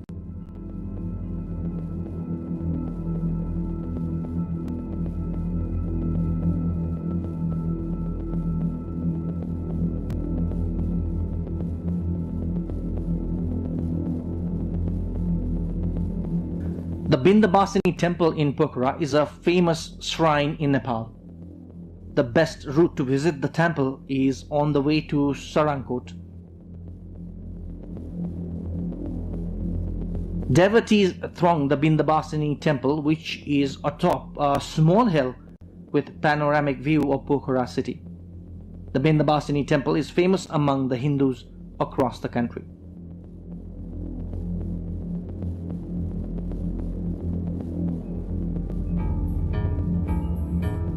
Sarankot is a hill station on top of a hill on the northwestern side of Pokhara.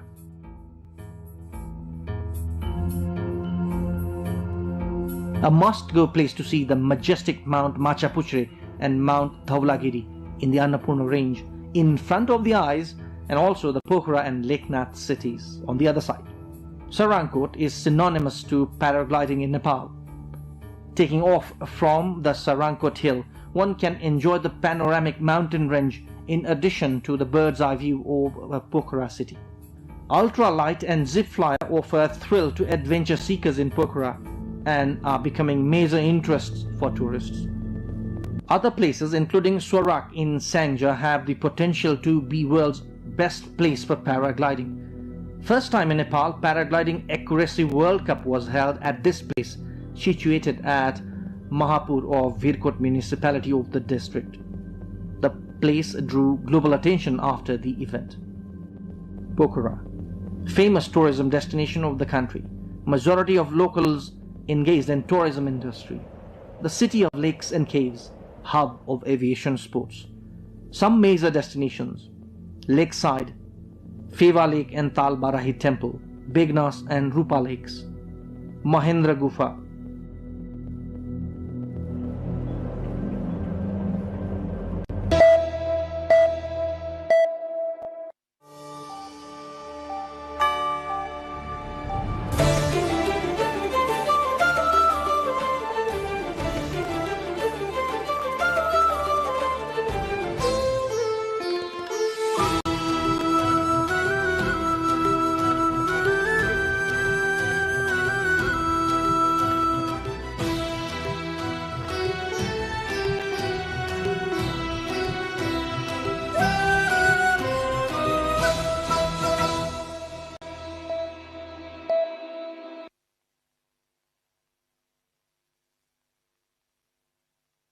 How many countries can you recognize by just looking at their flags?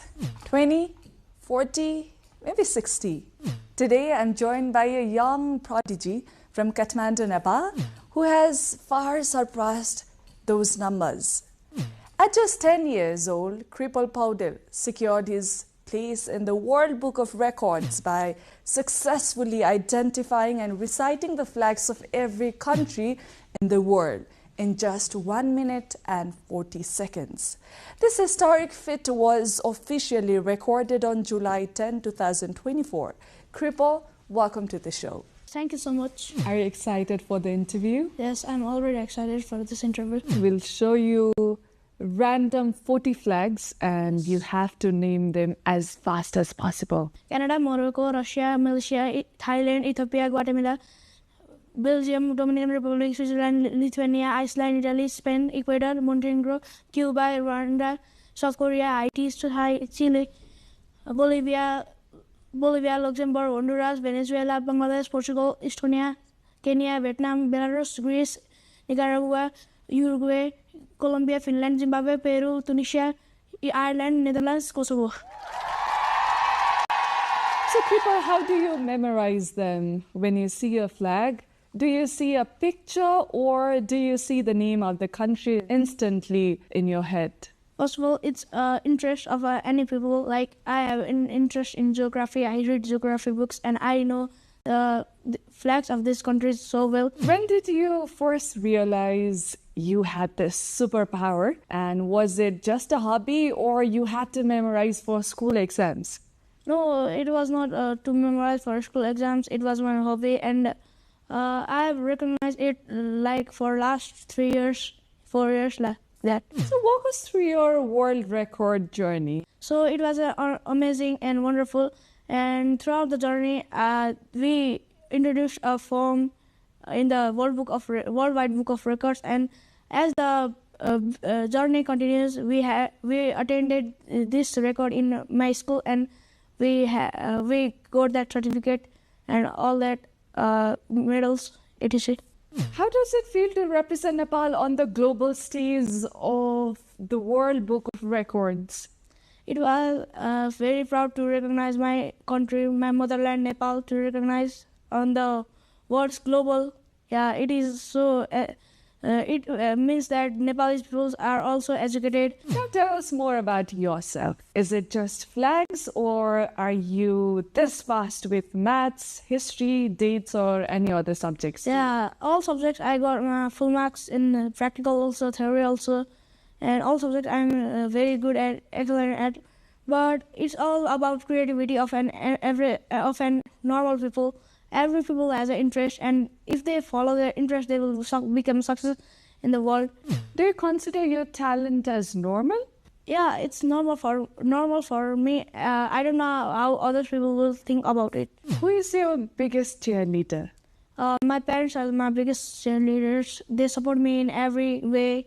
They support me in every situation, and I'm very thankful to have parents like them. Let's talk beyond your world record. Yes. Who is Cripple Powder, and what are your interests? So, a cripple model is basically a normal person. My hobbies are to study about geography, to study about politics, to study about news, climates, and beyond that study, I also have interest in sports and other categories. Okay, now let's talk about your future. You've already bagged the world record now. What's next? After an attempt in Guinness Book of World Records, and I'm doing 3D animation in Blender, 2D animation in After Effects, Adobe Premiere Pro, and Illustrator also. And also, it's been great to do this. You're interested in technology as well? Yes. I didn't have a decision to become what in future. Oh, you've not decided yet? Yes. I'm so small too. So when you think about you being an adult, what comes to your mind? What profession suits you? I have been doing the 3D animation in the past 1 year, and I'm doing a great job in 3D animation. So my interest is 3D animation also. So outside of flags and studying, what is Cripple's favorite thing to do? I want to socialize with my parents, and I want to travel also.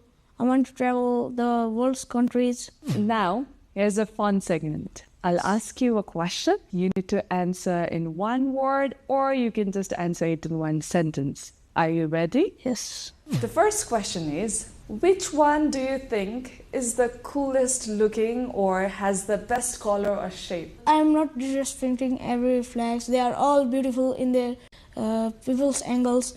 But as being a Nepali flags is a different one from all the world's flag.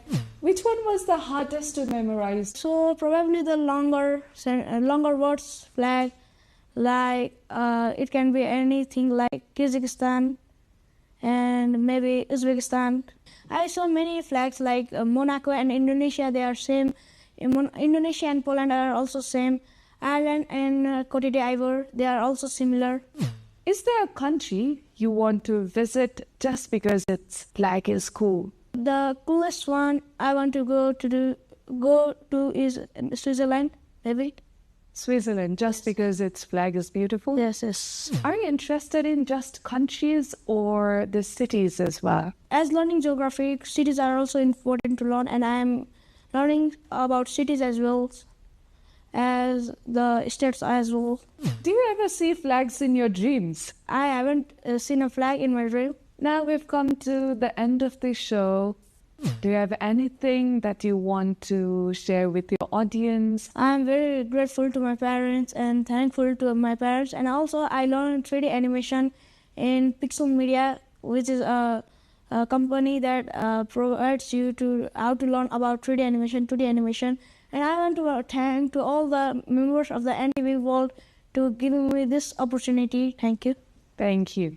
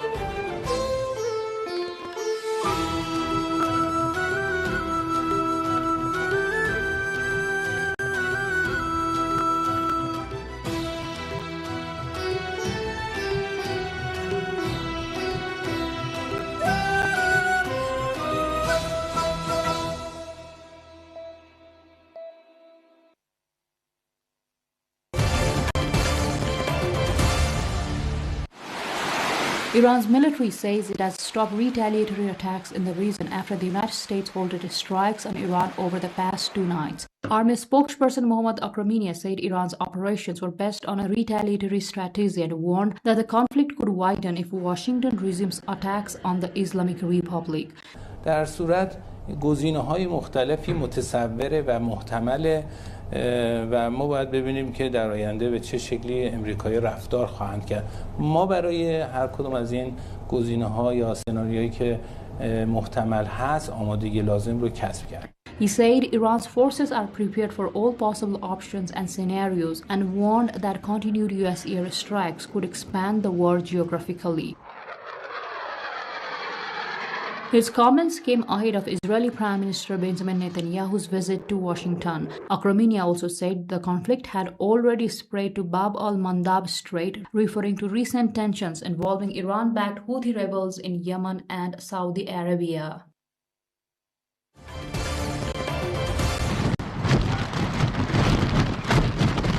Typhoon Now made landfall early on Sunday in southern China, bringing heavy rain and gale-force winds across Guangdong province and neighboring Hong Kong, prompting the cancellation of flights at Hong Kong's international airport.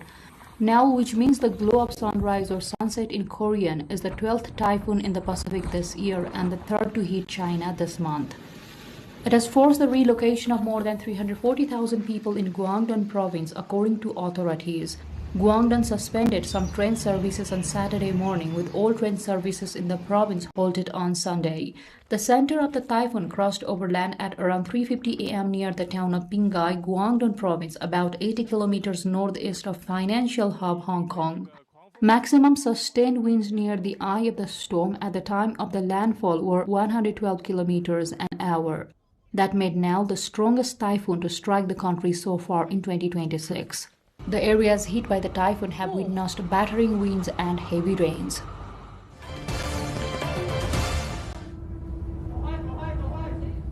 Rescuers are searching for 17 people missing after a Vietnamese ship sank in the busy waterway of the South China Sea, while 45 were pulled from the waters, according to China's state broadcaster CCTV. Authorities in the southern province of Henan said the cargo vessel with 62 Vietnamese nationals aboard ran into distress in waters near Fiery Cross Reef. A distress flare from the vessel was first spotted by a Chinese rescue ship, the Nanhai Jiu 115, on Saturday evening. 6 Chinese vessels, a rescue helicopter, and a Vietnamese vessel joined the rescue efforts. The Vietnamese registered vessel is nearly 70 meters long with a gross tonnage of 999 metric tons. Vietnam's foreign minister said that immediately after the incident occurred, authorities coordinated closely and promptly arrived at the scene.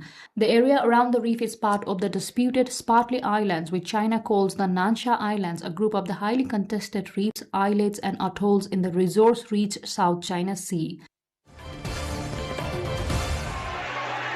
India's satirical online movement, the Cockroach Janata Party (CJP), has called off its 5-week-long protest following the resignation of Education Minister Dharmendra Pradhan and the government's acceptance of the group's demands. The CJP, which uses an AI-generated cockroach as its mascot and is not a registered political party, described the development as a victory for democracy. Thousands of supporters gathered at Delhi's Jantar Mantar, the main protest site, to celebrate the announcement, with crowds singing, dancing, and distributing sweets. The Cockroach Janata Party declares that we withdraw the agitation in good faith and understanding that the agreed upon terms will be executed within the agreed upon timelines. The protest had become one of the most visible expressions of public anger against Prime Minister Narendra Modi's government in recent years. It gained further momentum after a police crackdown on demonstrators marching towards Parliament left dozens injured earlier this week. Government officials confirmed that the demands raised by the CJP had been accepted. Indian Minister J.P. Nadda appealed the protesters to move forward peacefully. The resignation triggered celebrations at Jantar Mantar, where CJP founder Abhijit Dipke announced the news from a makeshift stage, shouting they have done it. Supporters responded with loud cheers as celebrations continued late into the night. The CJP's campaign, which began as a digital satire movement, has grown into a platform reflecting concerns among young Indians over education, employment, and government accountability. Firefighters are battling to contain wildfires burning near to the French city of Bordeaux as tens of thousands of people have been evacuated from the surrounding regions. Speaking on Sunday, the city's mayor Thomas Kazapnap said the fire was about 15 kilometers from the outer skirts of the city's wider region and 25 to 30 kilometers from its center. Overnight into Sunday, about 55,000 people were evacuated from villages to the south of the city in the Gironde region, famed for its vineyards. Wildfires have raged across Europe over the past week, primarily France and Spain, where more than 330,000 people have been evacuated. France has been worst affected, with an area of 42,000 hectares burned, making it one of the largest forest fires since the World War II. About 98,000 hectares of the land have burned across the country since the start of the year. In total, more than 220,000 people have been evacuated in the southwest of the country. Meanwhile, in Spain, fires continue to spread, with more than 90,000 evacuated from the regions around Madrid and Avila. Overnight into Sunday, a new front also opened up near the coastal city of Valencia.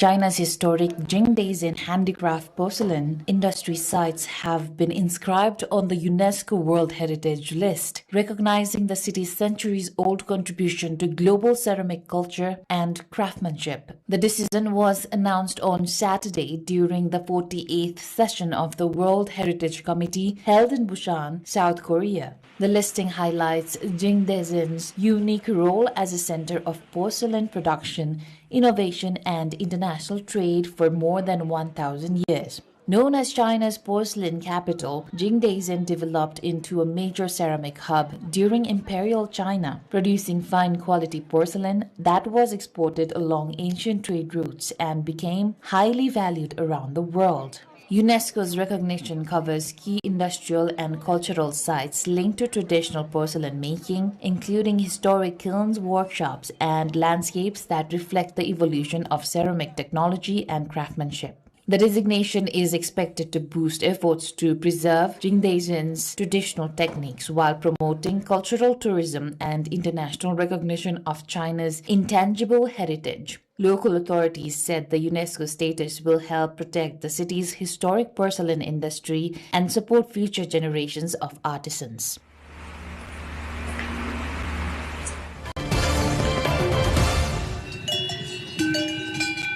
French artist Seip has unveiled two large-scale temporary artworks on the slopes of the Vaude Alps in Switzerland, continuing his global series focused on childhood and innocence. The giant frescoes depicting children drawing the sun and moon were created using natural materials including chalk and charcoal at a resort. The works are designed to fade over time, reflecting the artist's focus on environmental awareness and the temporary nature of art. Seip said the project presented major challenges due to the steep terrain and unpredictable weather conditions, including thunderstorms, strong winds, and rain. The artist, whose monumental works have been displayed internationally, is scheduled to continue his artistic projects in Japan.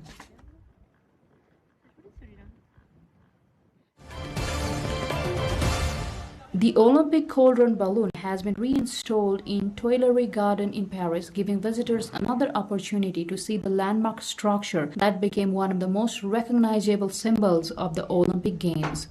The installation, designed by Aerophil, will rise into the Paris sky every evening from 21 June until 14 September if weather conditions permit. The return of the cauldron has drawn attention from residents and tourists who previously saw the spectacle only through television coverage. They said the experience of seeing the structure in person creates a stronger emotional impact. The installation's return to the Tuileries Gardens allows the public to experience a piece of the Olympic celebrations beyond the Games period, as Paris continues to showcase one of the most memorable recent symbols. Officials said the attraction is expected to remain a major draw for visitors throughout the summer, offering a visual reminder of the city's role as the host of the international sporting event. The cauldron will continue its evening flights until September, subject to weather and safety conditions. World Pride Amsterdam 2026 geopend. Amsterdam has officially launched its annual Pride celebrations, transforming the Dutch capital into a vibrant stage for diversity, inclusion, and equality.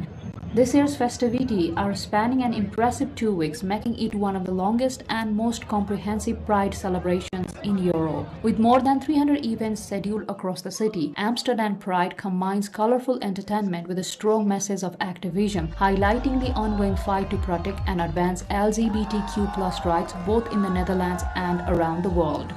The celebrations began with a lively opening day that drew thousands of residents, tourists, activists and supporters into the heart of the city. Streets in central Amsterdam are filled with rainbow flags, music, performances and community gatherings as participants march together in the Pride Parade, celebrating diversity while calling for continued progress towards equality and acceptance.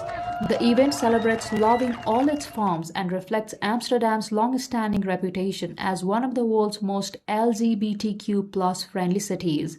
The spectators gathered along the waterfront to cheer on the couples, creating a festive atmosphere that blended joy with the message of solidarity. The floating parade has become an international symbol of visibility, freedom and acceptance, distinguishing Amsterdam Pride from similar events worldwide.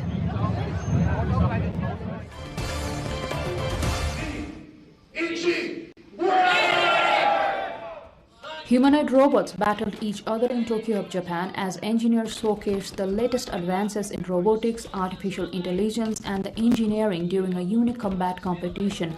The event featured human-operated humanoid robots competing in full-contact matches inside an octagonal arena, exchanging punches and defensive moves while testing their balance, strength, and agility.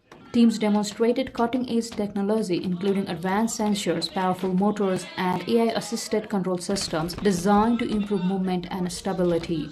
Organizers said the competition is more than entertainment, serving as a testing ground for innovations that could benefit industries such as manufacturing, healthcare, disaster response, and logistics. The event highlighted the rapid progress of humanoid robotics while giving spectators a glimpse of the future of intelligent machines, where robots are expected to take on increasingly complex real-world tasks.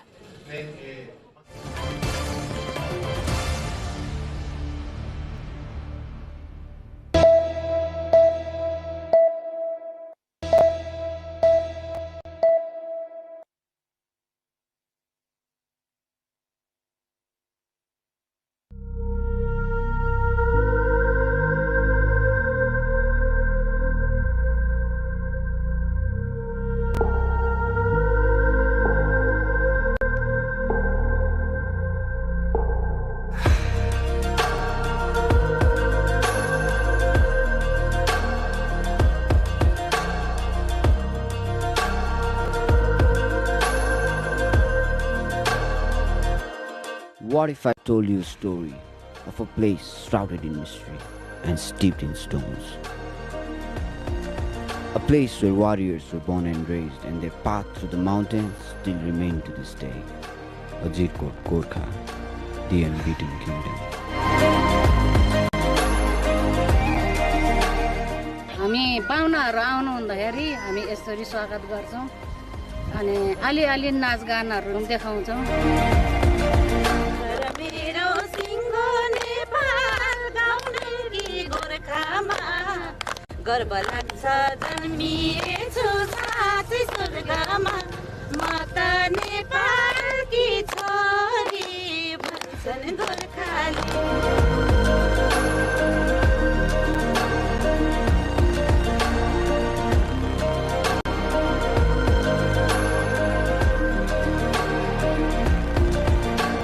जस्तो घाटु चुड्काहरू भन्ने चाहिँ विशेष गरी हुन्छ यहाँ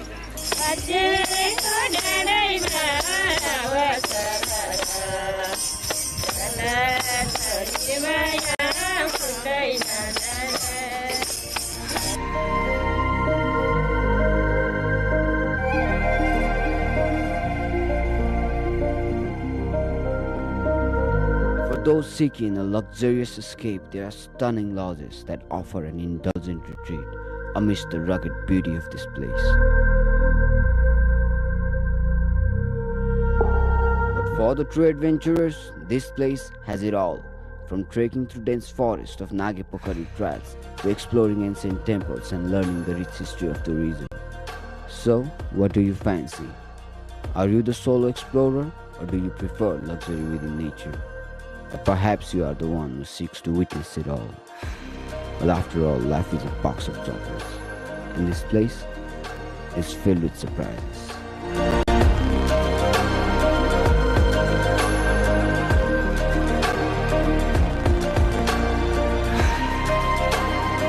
Welcome to the place where magic and reality intertwine, where the wonders of nature are both breathtaking and awe-inspiring. From the elevations of 300 meters to a towering 8,000 meters, this place will leave you mesmerized and in awe.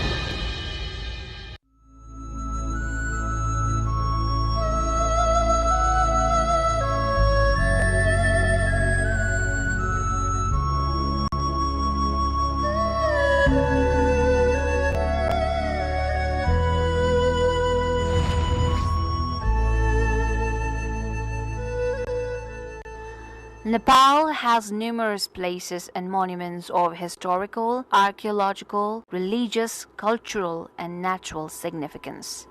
Among them, one is Bodhanath Stupa that lies in the northeast of Kathmandu. This world-famous stupa is the property of ancient arts and culture. It is also the property of Buddhist civilization. This region, spread in about 7,630 square meter area, is about 7 kilometers far from Kathmandu Darbar Square. It is about 100 feet in radius and has a height of about 141.8 feet. Its date of construction is not yet exactly ascertained. However, its date of construction is not yet exactly ascertained. However, some theories based on some myths, chronology, and some written scriptures of Guru Padmasambhava are popular. The stupa, which is the largest stupa in the world, is believed to be constructed with the remains of Kashyapa Buddha in it. This stupa, also considered as the symbol of Trikal Buddha's heart, harbors thousands of devotees and visitors every day. Furthermore, with the enlistment of the stupa in the UNESCO's World Heritage List, its fame has skyrocketed. Despite the fact that majority of residents around the stupa are from Tamang community, there are also people from other communities like Newar, Sherpa, Brahmins, Kshatriyas, Tibetans, and so on. This very feature symbolizes unity in diversity. The history of Bodhanath Stupa. The history of its construction is still mysterious. However, different myths, chronicles regarding its establishment are popular. As per the scripture of Guru Padmasambhava, Bodhanath is called Jarung Khashor in Tibetan language.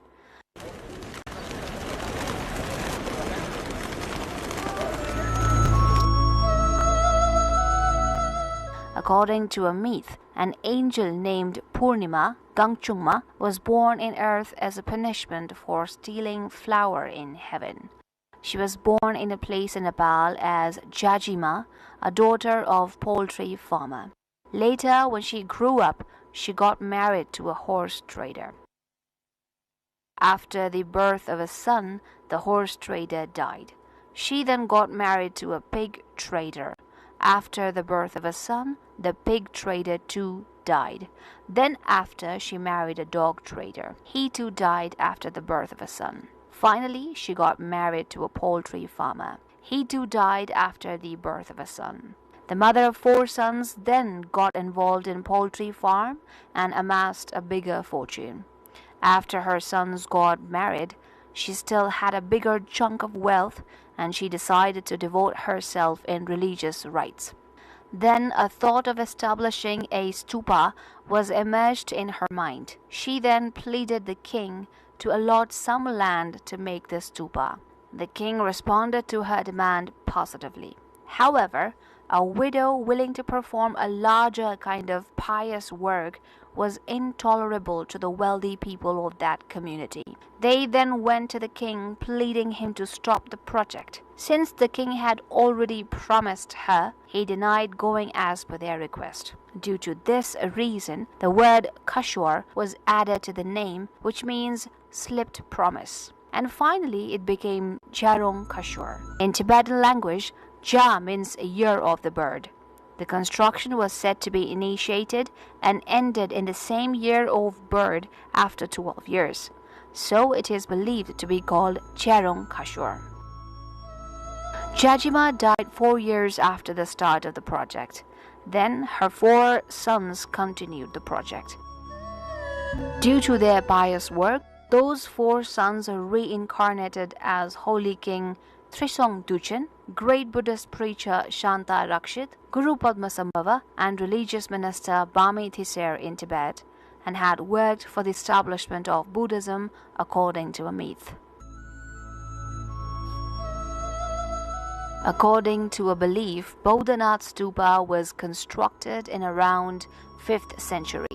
It is said that the stupa was discovered in the era of Lichavi king Shivadev. Some Buddhists believe that, like Swayambhunath, Bodhanath was also self-created. According to a chronicle written by Daniel Wright, the stupa was constructed by King Manadeva I, which was started in 464 AD and completed in 505 AD. It was later destroyed by Mughal king and later reconstructed. It is coated with thousands of grams of gold. Water is filled in the stupa's pond in every 12 years. And in every 12 years, there's a carnival to observe the Bodhanath pond. During the carnival, thousands of Buddhist devotees, either local or foreign, visit the spot to see the pond and take the water out from the pond. It is believed that whosoever sees the pond and drink water from it will have his or her illness remedied, and healthy people will gain immunity to fight against the diseases. A Chinese lama is appointed by the Guti Sansthan that belongs to the government of Nepal, whereas the Ministry of Culture and Tourism has established Bodhanath Area Development Committee that looks after Bodhanath and performs all the necessary renovations of the stupa.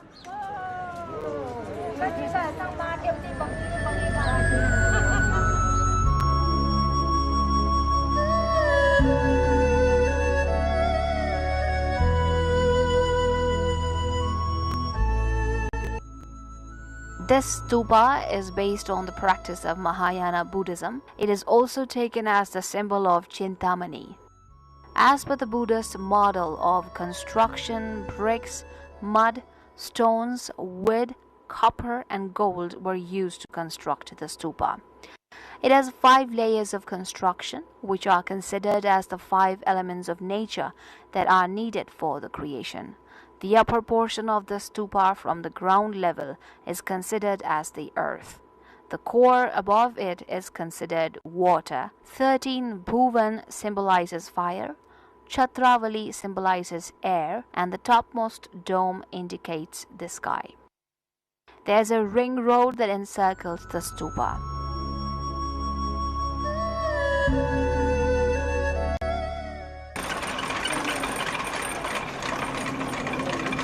Buddhists encircle the shrine chanting Om Mani Padme Hum.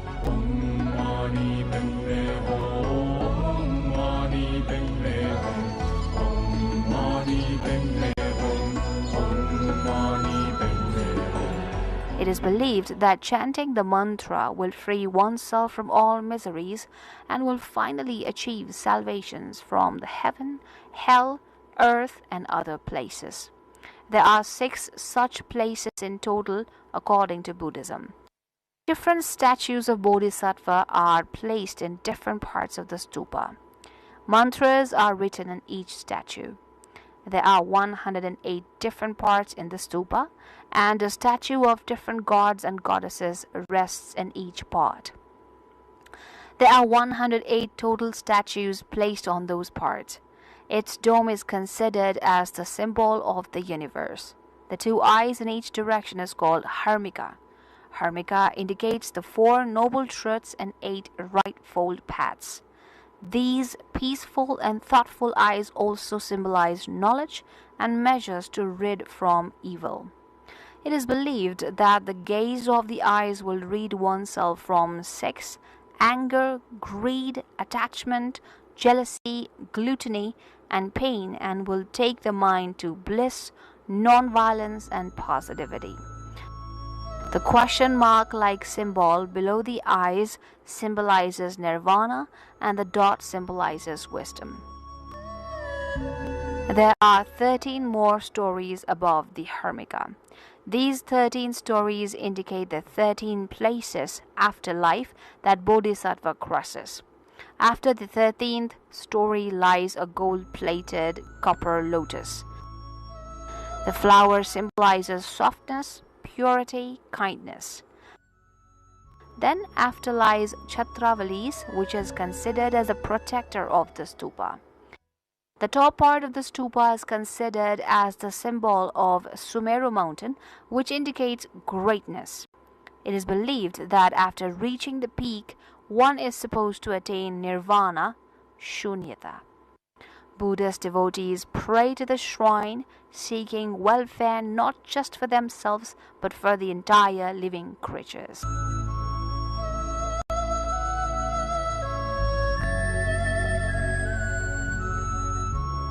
Nepal signed the World Heritage Conservation Treaty to renovate of different cultural and religious heritages with the aid of UNESCO in 1978.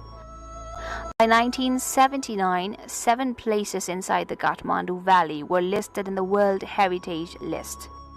One of those 7 heritages is Bodhanath. Different festivals and jatras are celebrated in Bodhanath every year. Among them, one is Mamla Jatra. It is also called Azim Jatra. There is no authentic documentation regarding the origin of this jatra, yet oral tradition says it had begun in the 8th century after Guru Rinpoche Azim was established as the protector of this area.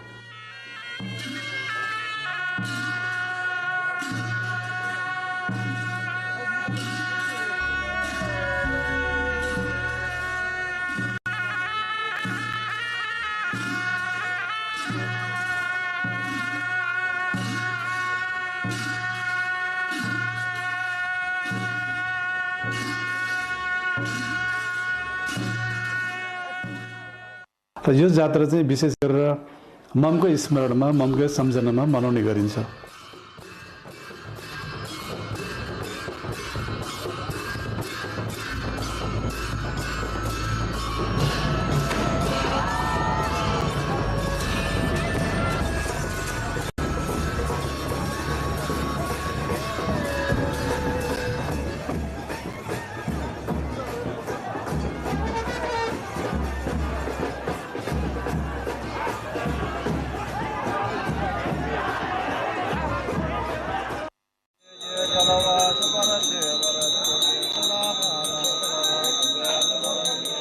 Likewise, a day before Chaitra Purnima, Temal Jatra is observed. This Jatra is celebrated especially by Tamang community. During this Jatra, Tamangs from Kathmandu and neighboring districts visit the place and ignite lights in the loving memory of their deceased relatives. There's a tradition of giving alms and donations after the completion of puja. They also sing Tamang Selo and dance with the song.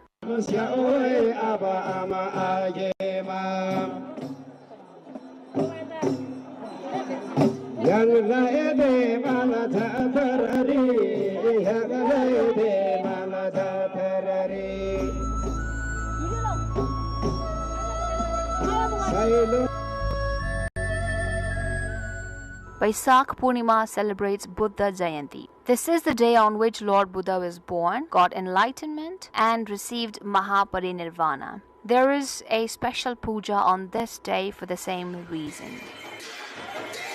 In the like manner, people perform plantation of paddy as the festival during the month of July-August. This jatra is a part and parcel of Buddhist identity. People light lights in the memory of their deceased relatives on this jatra as well. On Mangsir and Paush, October, November and December, January, people celebrate the Dasami Cheju Puja related to Guru Rinpoche. Losar, which is New Year, is also celebrated in a grand way. Special carnival is observed here during Sonam Losar. Similarly, after death of a Buddhist in the area, the deceased body is taken around the mortal remains is taken around the shrine and then cremated. It is believed that taking the body around the shrine will free the deceased person from all the worldly and afterlife sufferings. These festivals and celebrations are no doubt a continuation of Buddhist culture, but are equally useful in preserving the Buddhist culture as well as for the promotion of tourism. This World Heritage Site has religious, historical and cultural significance. It is our responsibility to promote this holy place as a beautiful tourist destination for the visitors from all over the world and work for the preservation of it as well.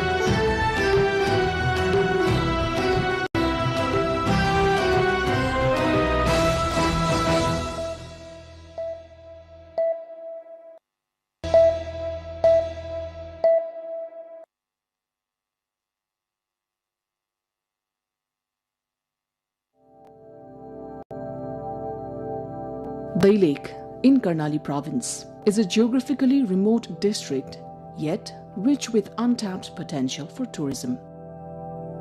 Stepping into Dai Lake, celebrated as a treasure trove of Khas art, culture and heritage, brings a unique sense of joy. Journey begins amid its natural beauty, leading us toward Mahabur Rural Municipality. As we leave the mid-hill highway, the terrain becomes challenging, with hilly, muddy roads demanding patience and skill.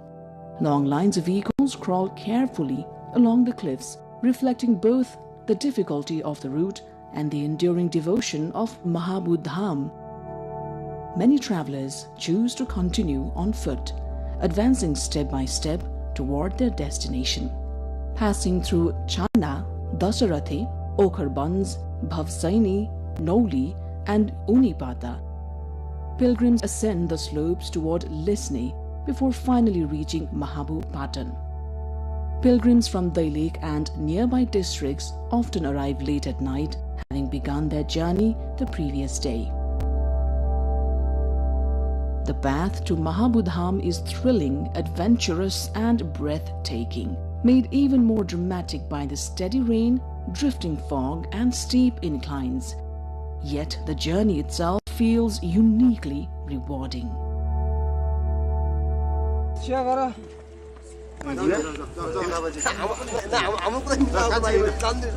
Mahabur Lake or Mahabur Dham, located within Mahabur Rural Municipality, is a remarkable place of natural beauty, religious significance and cultural heritage. Situated at an altitude of 4,200 meters, the area is adorned with emerald lakes, grazing flocks of sheep and goats, and a sky that dances with Himalayan mist.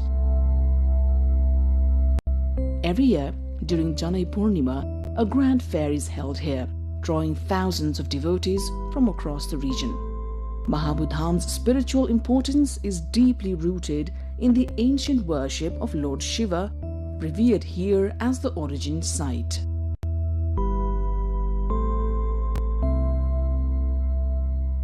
From Mahabur Lake, visitors can enjoy magnificent views of Api and Saipal Himal, and on clear days, even the plains of Bardia.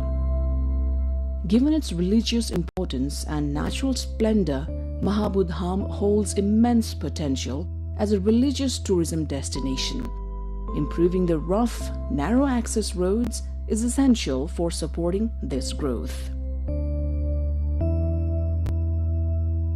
Mahabur Dham is more than a pilgrimage site.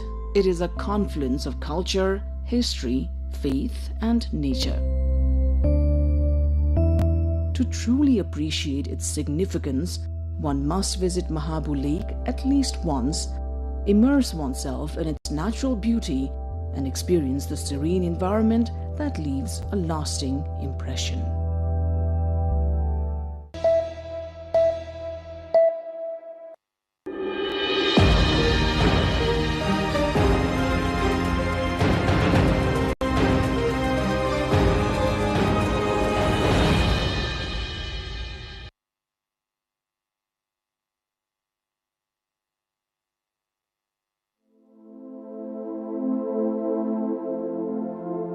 Nepal, a land of unparalleled natural beauty and rich heritage. Tucked in the heart of Himalayas, this small yet mighty country is a living tapestry of religious, cultural, and historical significance. The capital city of Kathmandu sits like a jewel at the crossroads of time, surrounded by towering peaks and the lush landscapes of Kathmandu Valley. The vibrant city is home to a unique blend of cultural families, each deeply rooted in the traditions that have shaped Nepal for centuries. Kathmandu is a city where history, religion, and art are not just preserved but actively celebrated.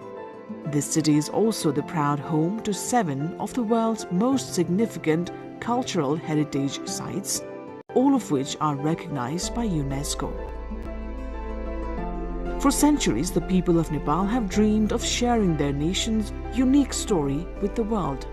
And Nepal and its people have captured the world's attention and admiration.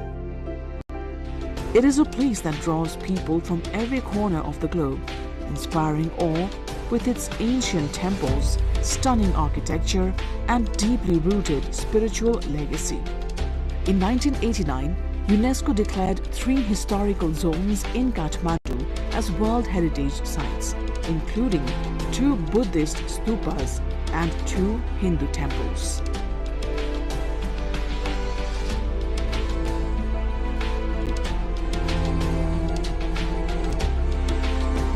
One such remarkable site is the Hanuman Thoka Darbar Square, a historical treasure located in the heart of Kathmandu Valley. The legacy of ancient kings is written in every stone of this sacred ground.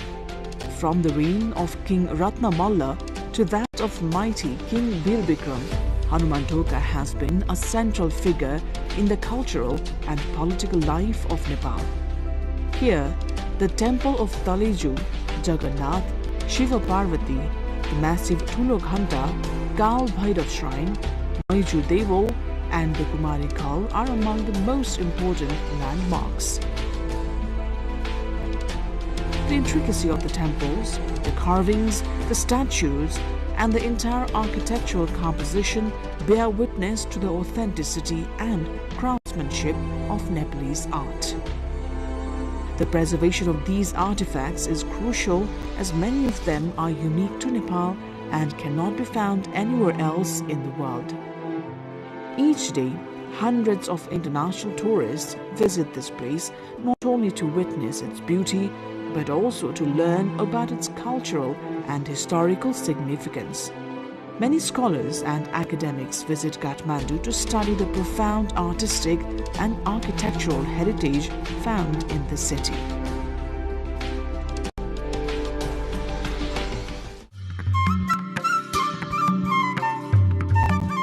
Another historical gem is the Patan Darbar Square, an ancient palace complex that dates back to Malla dynasty.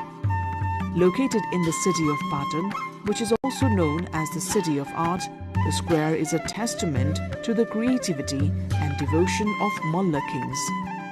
Built during the 17th and 18th centuries, Patan's magnificent temples and palaces were commissioned by King Siddhi Narsingh, King Srinivas, and King Yoganendra Malla, whose influence is still visible in the area's grand architecture.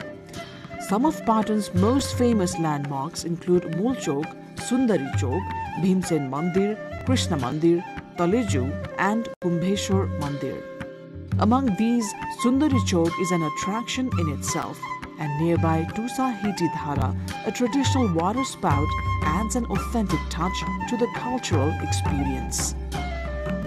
The Krishna Mandir, built in the distinct Shikhara style, is another highlight.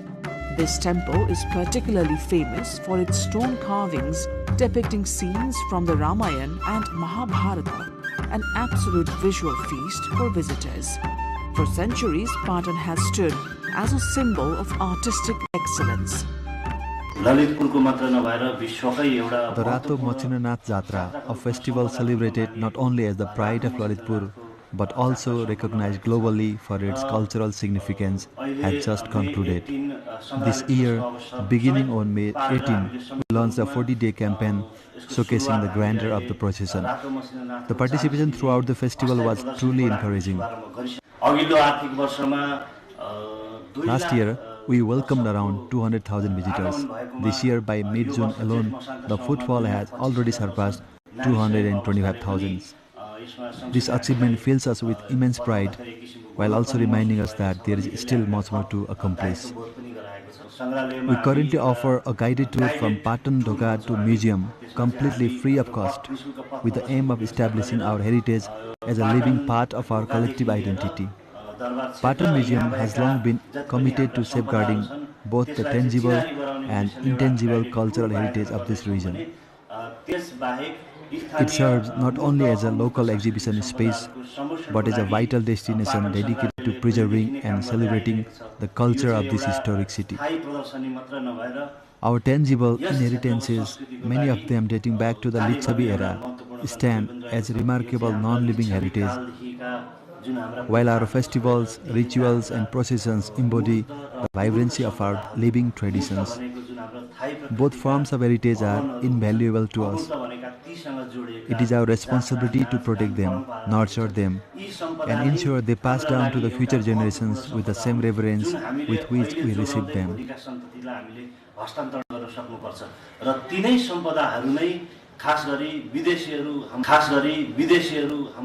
International tourists travel to Nepal to experience the richness of our natural and cultural heritage. Our historical buildings, artifacts, sacred idols form an integral part of that experience. Many visitors take the time to explore, observe, and fully immerse themselves in the stories these treasures hold. Established by the King Bardev, the city was originally known as Lalitpuri Adinat. It was not just the royal home, but the administrative heart of the region. The intricate woodwork, the timeless architecture, and the thriving cultural scene make Patan a perfect example of Nepal's historical richness.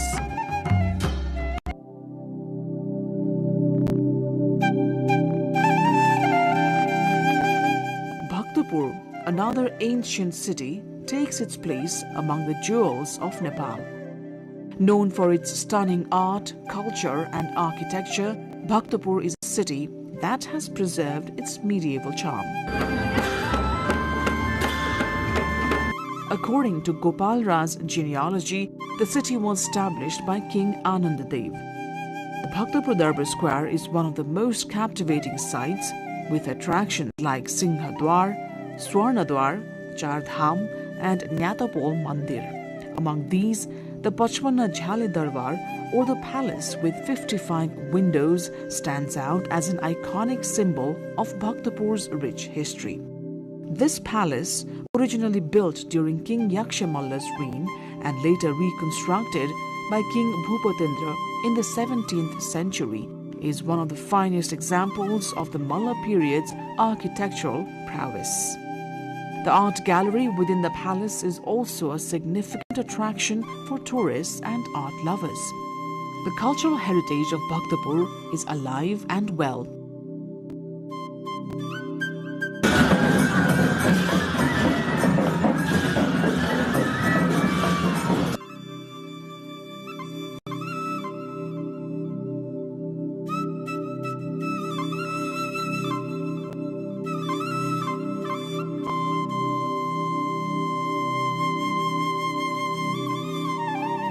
Now we are in Bhaktapur and we are very surprised about the city. It's like incredible. Imagine that from how long this city has been with human beings and culture around. So we are very impressed. Probably one of the most beautiful cities that we ever seen. The construction, the architecture is very nice. The bricks, that is like all the city made from bricks and wood. And the people also is very happy, very friendly. You can move easily from anywhere because they have transport for everywhere. Take a long time be in the roads because the roads are not so good, but you can do to any place. So it's very easy to move. It's very beautiful to see, and it's very satisfied for your heart.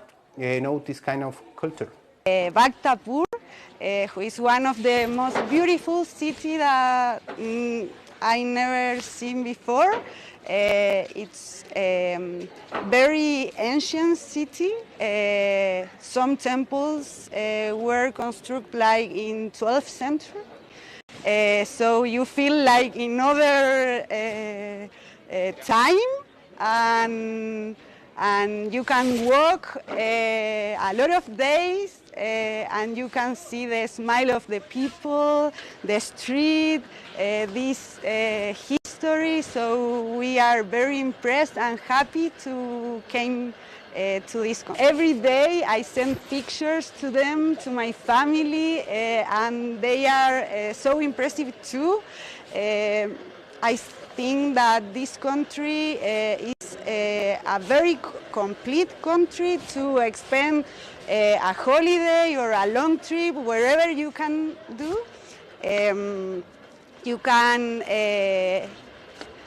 be in different parts with different views and history and culture. So I invite all you to come to Nepal and enjoy this beautiful place. From the Kumals who craft their signature mud products to the intricate wooden crafts that define the city, Bhaktapur offers a window into traditional lifestyle of the Malla era. The famous black cap, Bhatgaule topi, worn by Nepali men, also originates here, a small yet meaningful piece of cultural pride.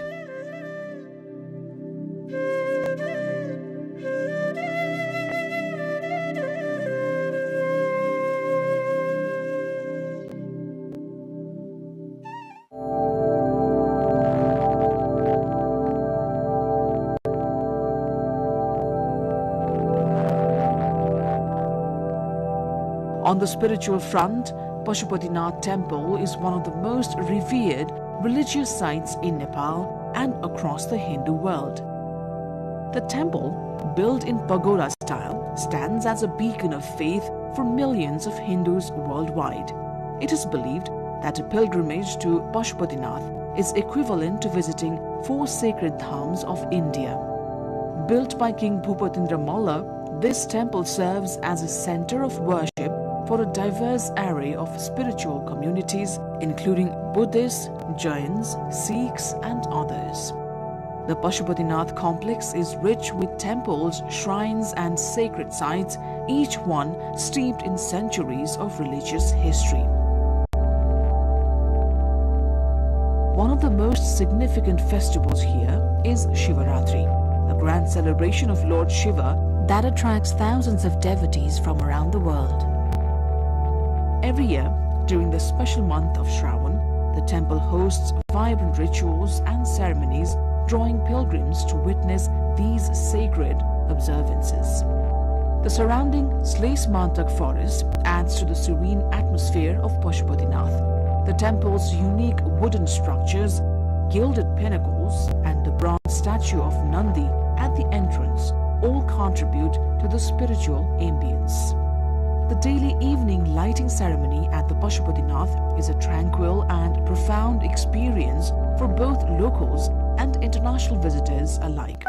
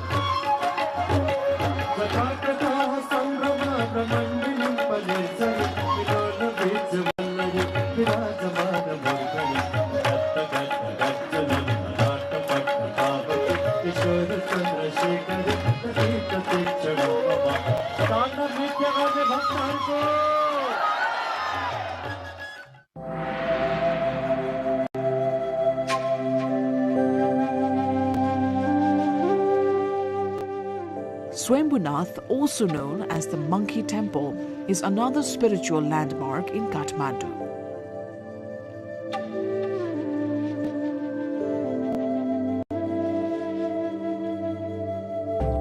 Perched atop the Padmakantagiri hill, this ancient stupa offers sweeping views of the entire valley. The temple is especially important for Buddhists who revere it as a place of profound spiritual significance.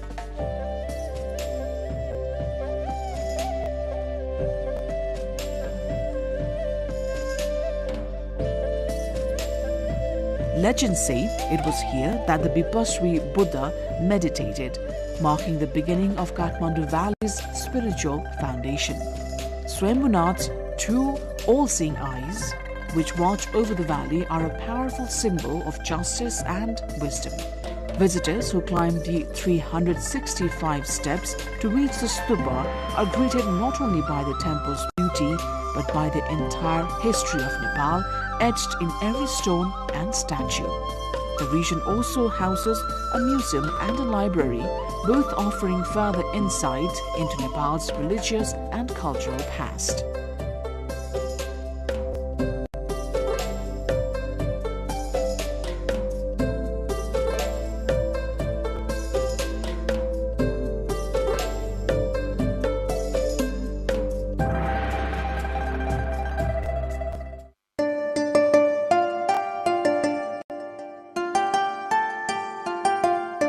Equally impressive is the Bodhanath Stupa, one of the largest in South Asia. Built in the 5th century, the stupa is a testament to Nepal's enduring connection to Tibetan Buddhism.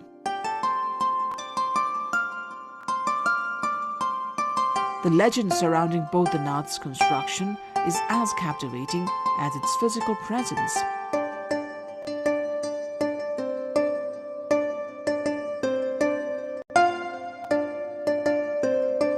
It is said that the king, upon being asked if the stupa could be built, mistakenly replied in the affirmative, leading to the creation of this sacred monument.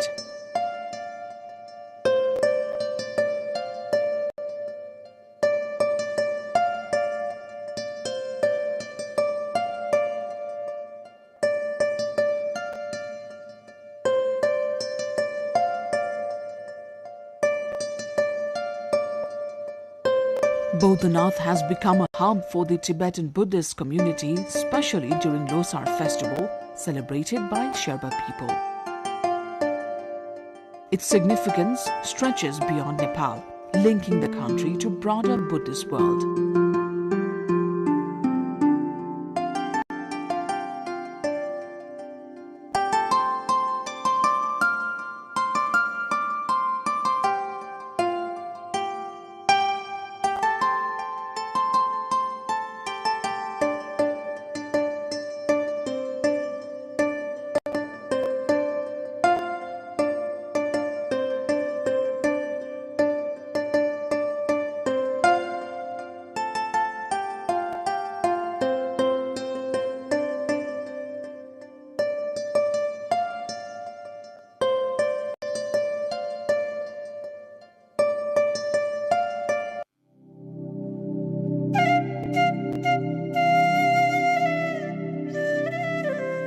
The Changunarayan temple, located on the outskirts of Bhaktapur, is another example of Nepal's ancient cultural heritage. Built in the 4th century BCE, it is one of the oldest Hindu temples in Kathmandu Valley. Its intricate woodwork, stunning carvings and inscriptions make it a true architectural marvel.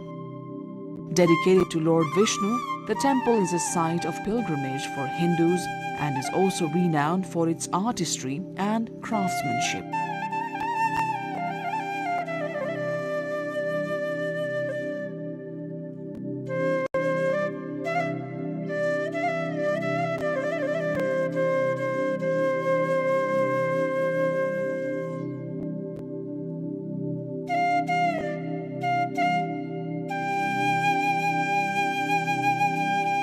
Kathmandu's heritage is not just a relic of the past, it is a living, breathing part of the city's identity.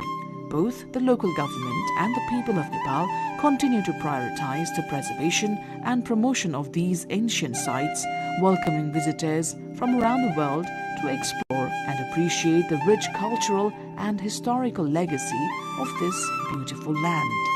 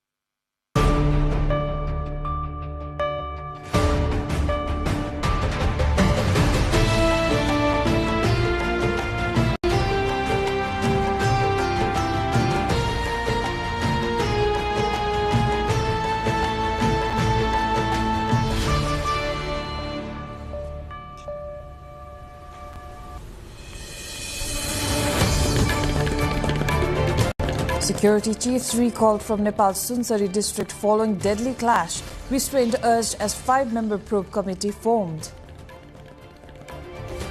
Nagdunga Sisnekhola Tunnel way officially inaugurated. Only essential vehicles allowed in initial trial phase.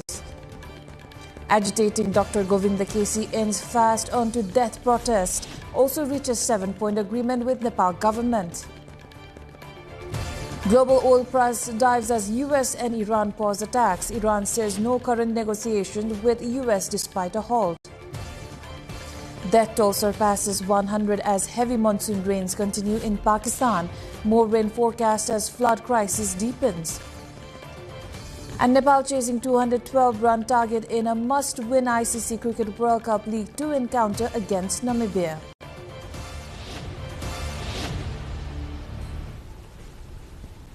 Hello there, I am Ipulagi Singh Lama and this is NTV World News Hour coming to you live from Kathmandu at 2200 hours Nepal time. Now the news in detail. Nepal's Ministry of Home Affairs has recalled Sunsari CDO Basudev Ghimire and security chiefs following the deadly clash at Kaptanganj, Devanganj Rural Municipality 3 that killed 24-year-old Om Prakash Mehta and injured 24 others including security personnel. Ishwari Prasad Aryal has been appointed the new CDO of Sunsari while DIG Shekhar Khanal replaced DIG Binod Ghimire as Kosi Province Police Chief. SP Pusparaj Malla has been sent to Sunsari as District Police Chief replacing SP Keshav Thebe. The government has formed a 5-member probe committee led by Home Ministry Joint Secretary Bhupendra Thapa to investigate the incident within a week. Authorities have imposed prohibitory orders in affected areas and deployed security forces while an all-party meeting have urged social harmony. The Central Security Committee will also review the incident and discuss measures to prevent similar unrest. Now, the 2,688-meter Nagdunga Sisnekhola Tunnel was formally inaugurated today, marking a major milestone in Nepal's infrastructure development. The project was jointly inaugurated by Infrastructure Minister Sunil Lamsal, Japanese Ambassador to Nepal Maeda Toru, and JICA President. The tunnel has been handed over to the government of Nepal and will initially allow only ambulances, security vehicles and essential service vehicles.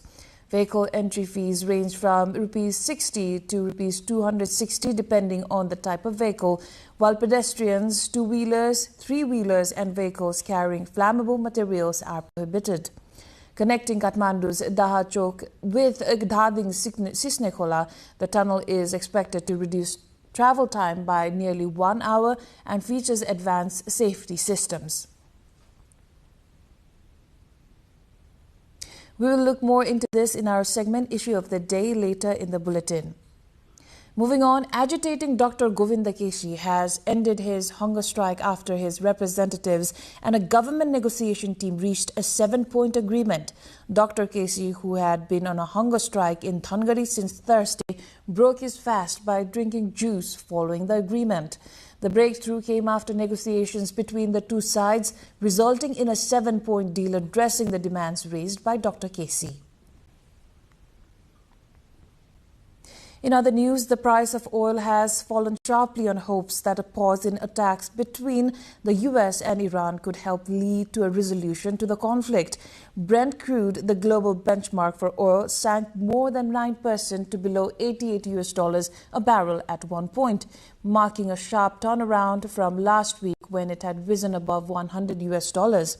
When Iran and the US signed a memorandum of understanding in June to halt military operations and reopen the strait, the price of oil fell back to pre-war levels of around $70 a barrel. However, the collapse of the ceasefire earlier this month reignited fears over global energy supplies and pushed the oil price back up.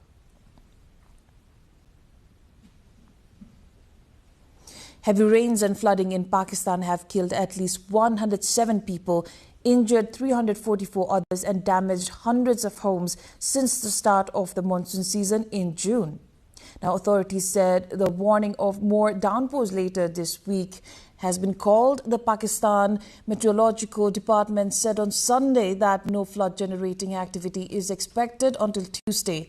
Pakistan's disorganized urban planning, a result of rapid rural to urban migration, has led to sprawling slums that are particularly vulnerable to flooding. In 2025, heavy flooding in Pakistan killed 1,037 people, displaced 2 million people and killed millions of livestock, as well as causing significant damage to standing crops.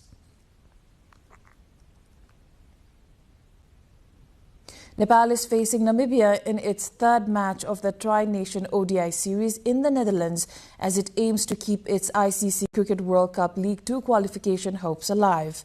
Nepal, that chose to field first after winning the toss, is chasing target of 212 runs. It has so far scored 143 runs with loss of 5 wickets in 42 overs. The Nepali side is under pressure after suffering back-to-back defeats to Namibia and host the Netherlands. The consecutive losses also have significantly dented Nepal's chances of finishing in the top 4 of the League 2 standings and securing direct qualification for the Cricket World Cup global qualifiers. Nepal is entering a new era of tunneling, with one tunnel opening as another moves closer to completion. After the break, we take you underground to see how these projects are reshaping travel and why the road ahead still has challenges.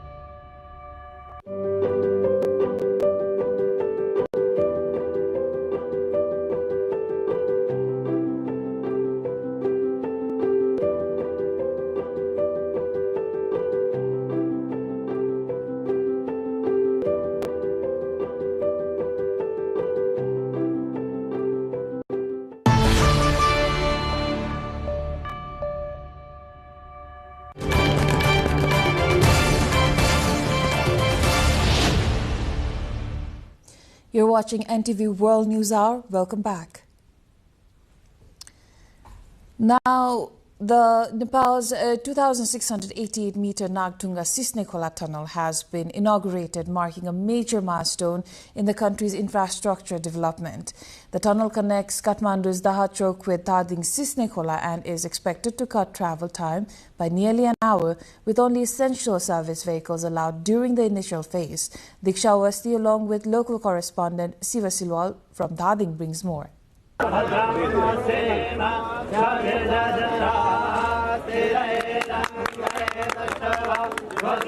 The long-awaited Nagdhunga Sisne-Khola tunnelway has been officially inaugurated, marking a milestone in Nepal's infrastructure development. The 2,688-meter tunnelway that connects Dahachok in Kathmandu with Sisne-Khola in Thading is likely to reduce travel time by nearly an hour. The travel is also expected to become significantly safer, quicker, and more convenient. The tunnel, which was jointly inaugurated by Minister for Physical Infrastructure Development Sunil Lamsal, Japan International Cooperation Agency JICA President Tanaka Akihiko, and Japanese Ambassador to Nepal Maid Toru, was built at a cost of approximately 26 billion rupees.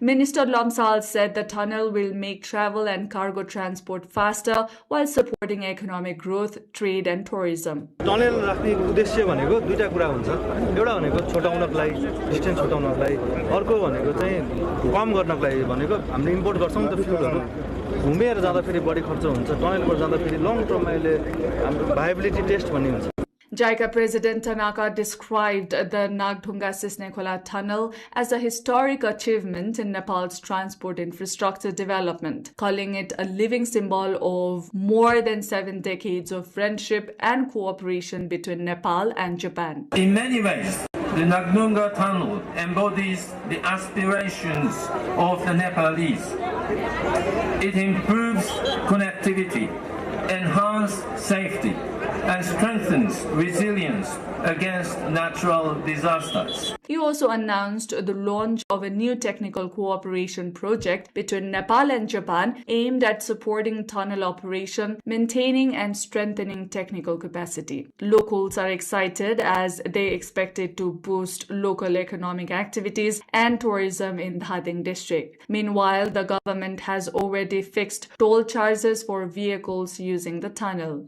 In the initial trial phase, emergency vehicles such as fire engines, police vehicles and ambulances have been permitted to use the tunnel. The tunnelway includes a main traffic tunnel and an emergency rescue tunnel equipped with safety systems, CCTV cameras, communication facilities and fire control mechanisms. According to the Department of Roads, preparations are underway to allow public transport vehicles to begin operating through the tunnel by upcoming Dashai festival. Once public transport services are fully routed through the tunnel, travel along the Nagdhunga Naubise gateway to Kathmandu is expected to become more safer and organized, improving overall traffic flow. The construction of the Kathmandu-Tarai Madhesh fast track being implemented under the management of the Nepal Army is continuing steadily. However, issues related to land acquisition, securing land use rights and tree felling in some sections of the project have made it increasingly difficult to meet the target of completing the project by mid-April 2027. Bijeta Bhandari, along with our local correspondent Bhavna Rijal, brings a report. The construction of the Kathmandu-Tarai Madhesh fast track, Nepal's first expressway project, continues to make steady progress. According to the Nepali Army, the National Pride project achieved 48.72% physical progress and 50.63% financial progress, including mobilization, as of mid-July 2026. The 70.977 kilometer fast track has a revised estimated cost of 211.93 billion rupees. The government of Nepal handed over responsibility for the project to the Nepali Army in 2017. However, construction officially began much later in 2021, owing to delays caused by the detailed project report's completion, consultant selection, and contract award process. Of the project's 7 tunnels, excavation has been completed on around 7 kilometers out of the total 11.21 kilometers planned. Secondary lining has been completed along 4.54 kilometers. Working on the Mahadev Tar tunnel is 94% complete on the left tube and 84% complete on the right tube, while breakthrough has already been achieved on both tubes of the Dhedre and Lendara tunnels. Construction is also progressing rapidly on the remaining tunnels. Construction work is underway at 85 of the project's 89 bridge sites. So far, foundation work has been completed on 57 bridges, substructures on 38 bridges, and superstructures on 16 bridges. On the roadway, sub-base construction has been completed on 11.02 kilometers, base layer work on 5.8 kilometers, and asphalt paving on 1 kilometer of the main roadway. An additional 7 kilometers of service roads have also been paved. In the Nisgad section, construction of the superstructure for the animal underpass has been completed. Work on toll plazas, interchanges, slope protection, box culverts, optical fiber ducts, and electrical infrastructure is also continuing. Meanwhile, traders are elated as they say the fast track would improve connectivity between Kathmandu and the Tarai Plains, boost freight movement, and open new opportunities for industrial and commercial expansion. Makwanpur त obviously यो चाहिँ सेन्टरमा पर्ने कारणले मकवानपुरका उद्योगी व्यवसायीले त benefit पाउँछन् नै सँगसँगै बिरगञ्ज औद्योगिक करिडोरका चाहिँ यो पत्लादेखि बिरगञ्जसम्मका ठुला उद्योगहरू यता पूर्वका विराट स्टार्ट नगर्दैका चाहिँ उद्योगीहरू जस्तो चाहिँ चितवन बुटोलसम्मका उद्योगी व्यवसायहरूले चाहिँ सस्तो सरल र चाहिँ सहजीकरण रूपमा चाहिँ काठमाडौँमा आफ्नो उत्पादन पुर्याउन सक्छन्. Despite ongoing construction, unresolved issues related to land acquisition, securing land use rights, tree felling, and particularly the land dispute in the Khokana area of Lalitpur have made it seem unlikely that the project will be completed by the target deadline of mid-April of 2027. Construction of the Siddhababa Tunnel project in Palpa district of western Nepal, which connects the mountain and Tarai region, has reached 70% physical progress. According to the project office, the financial progress of the construction stands at 63%. Officials aim to open the tunnel to vehicular traffic by mid-November after monsoon-related delays pushed back the original target of mid-October. The 1,126-meter-long tunnel being built by China's State Construction Engineering Corporation at a cost of 7.34 billion rupees has had its civil works completed, with electrification and finishing works now underway. The project, originally scheduled for completion within 5 years, has been granted a 15-month extension, with all remaining works now expected to finish by June 2028. Once operational, the tunnel is expected to improve safety and reduce disruption along the landslide-prone Siddhababa section of the Siddhartha Highway, a key route linking Nepal's Tarai and hilly regions and the districts of Lumbini and Gandaki provinces. Nepal's road network is expanding faster than ever, yet the journey toward reliable connectivity remains uneven. From the Tarai Plains to the Himalayan foothills, the country's highways tell a story of ambition, resilience, and more than that, persistent challenges. As the pace for infrastructure development peaks, the fact that Nepal's road infrastructure quality ranks 120 amongst 141 economies starkly points towards the need of more resilient development. Here's a report. According to the latest data, Nepal now has 36,806 kilometer motorable road network connecting all 77 districts. Of the total, 20,456 kilometers black-topped, 7,602 kilometers graveled, and 8,748 kilometers still earthen roads are the lifeline of the country. Though the network has connected all 77 districts, only 72 district headquarters enjoy black-topped access. The World Economic Forum's Global Competitiveness Report 2019 ranks Nepal's road infrastructure quality at 120th amongst 141 economies. These figures starkly point towards the need of more resilient development when it comes to road networks. The Pushpalal Mid-Hill Highway, stretching nearly 1,879 kilometers, and the Hulaki Postal Highway, covering 1,857 kilometers, have become lifelines for regional trade and mobility. The East-West Highway, Nepal's arterial backbone, remains the most heavily used route. The north-south corridors, Kali-Gandaki, Karnali and Koshi, are slowly bridging the gap between the Tarai and the mountains, yet progress comes with potholes. Many national pride projects face delays in black-topping and bridge completion, and monsoon rains continue to erode unpaved tracks. Maintenance budgets lag behind expansion targets, leaving rural roads vulnerable to landslides and seasonal isolation. For millions of Nepalis, these roads are more than infrastructure.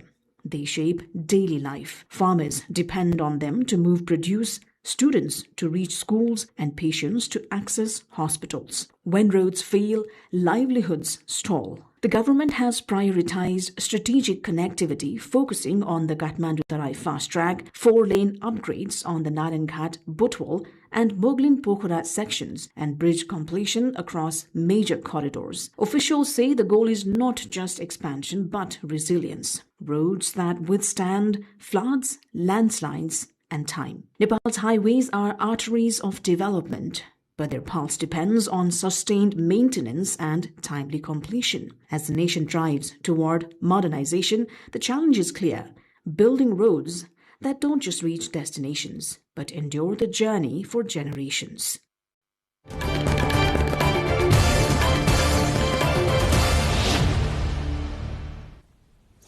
Vegetable prices are climbing fast, putting fresh food beyond the reach of many families. After the break, we look at what's driving the spike and when prices could ease.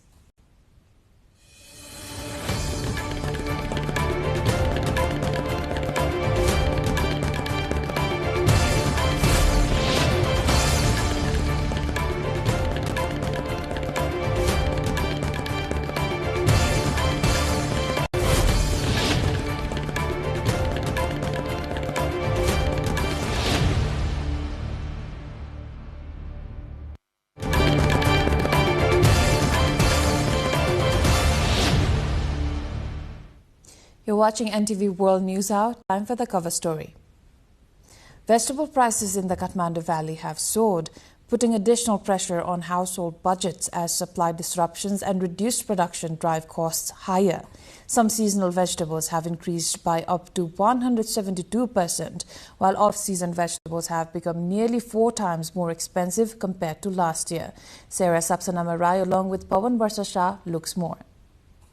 Rising vegetable prices have turned a daily household necessity into a growing financial challenge for many families. Traders say that while vegetables used to arrive in sufficient quantities from Tarai districts, current supplies mainly come from Kavre, Nuwakot, Dhading, Lalitpur, Bhaktapur and Kathmandu, which are unable to meet market demand. Since the onset of the monsoon, vegetable prices in Kathmandu Valley have surged by up to 4 times as production has declined and supply has been disrupted. According to Kalimati Fruits and Vegetable Market Development Board, vegetable supplies have declined due to reduced production during the off-season and disruptions in transportation caused by continuous rainfall. Compared to the same period last year, prices of some seasonal vegetables have increased by up to 172%, while the prices of off-season vegetables, including green leafy vegetables, have risen by as much as 400%.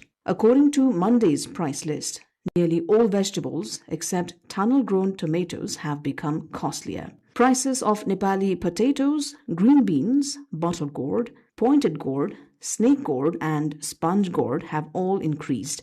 It is also said vegetable arrivals at Kalimati market have declined from more than 800 tons per day to around 500 to 600 tons. अहिले चाहिँ बर्सातको season हो कतिपय राजमार्गहरू बेला बखतमा अवरुद्ध हुने र त्यो र गाउँको उत्पादनहरू चाहिँ शहरसम्म अथवा बजारसम्म चाहिँ सजिलोसँग आइ नपुग्ने यी विभिन्न कारणले गर्दाखेरि चाहिँ र अब उत्पादन लागत बजारको लागत पनि बढेको होला त्यसले गर्दाखेरि नै त्यसको असर चाहिँ मूल्यमा देखिएको छ. The impact has been felt most by families struggling to manage daily food expenses. Consumers visiting markets have one major complaint: prices. For families dependent on daily wages and fixed incomes, the rising cost of vegetables has become an additional burden. बाहिरबाट ल्याएको भएर महँगो भएको हो कि अब किसानहरूले त उत्पादन प्रशस्त गरिरहेको भन्ने सुनिएको छ हैन. एकातिर किसानहरूको नबिकेर अलि अगाडि मात्रै पनि गोलबेडा फालेको भन्ने समाचार त आइरहेको थियो. सरकारले चाहिँ अलिकति सहजीकरण गरिदिनु पर्यो जस्तो लाग्छ के. तरकारीको मूल्य चाहिँ धेरै नै ओभर भइसक्यो हैन. पहिले भन्दा अहिले धेरै डिफरेन्स प्राइसहरु भइसक्यो. Without an immediate increase in supply, the pressure of rising vegetable costs is expected to continue for households across Kathmandu Valley. As vegetable prices continue to soar, we asked consumers how they are feeling the impact on their daily household budgets. Let's hear what they had to say.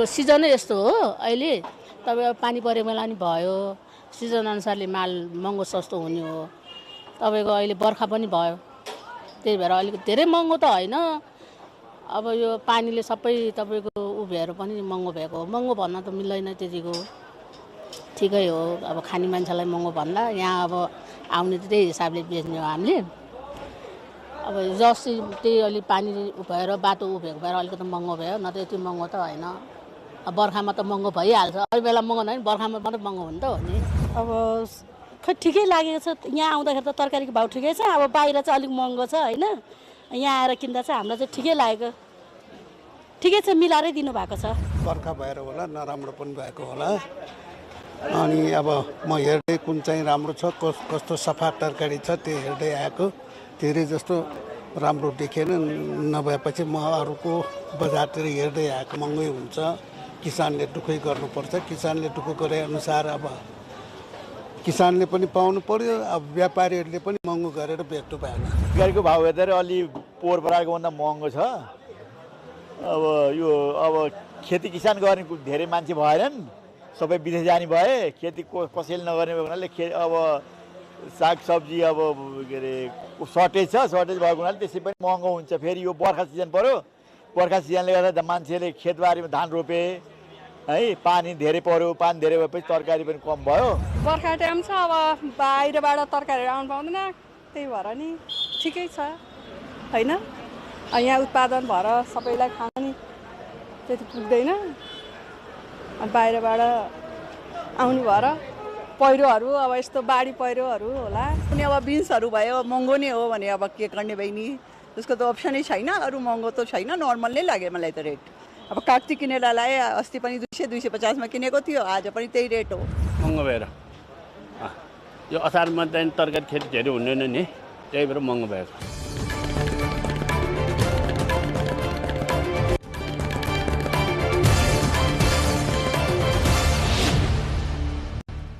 That was the cover story, and now we move on to other updates.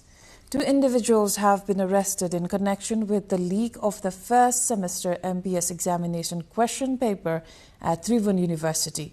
The Central Investigation Bureau, CIB of Nepal Police, has taken the accused into custody and launched an investigation after the organizational behavior question paper was shared on social media shortly after the exam began on Friday. Tribhuvan University's Office of the Controller of Examinations has formed a probe committee into the incident. The Faculty of Management has introduced stricter exam rules, banning electronic devices and unauthorized materials inside examination halls. Students violating the Code of Conduct will face a legal action.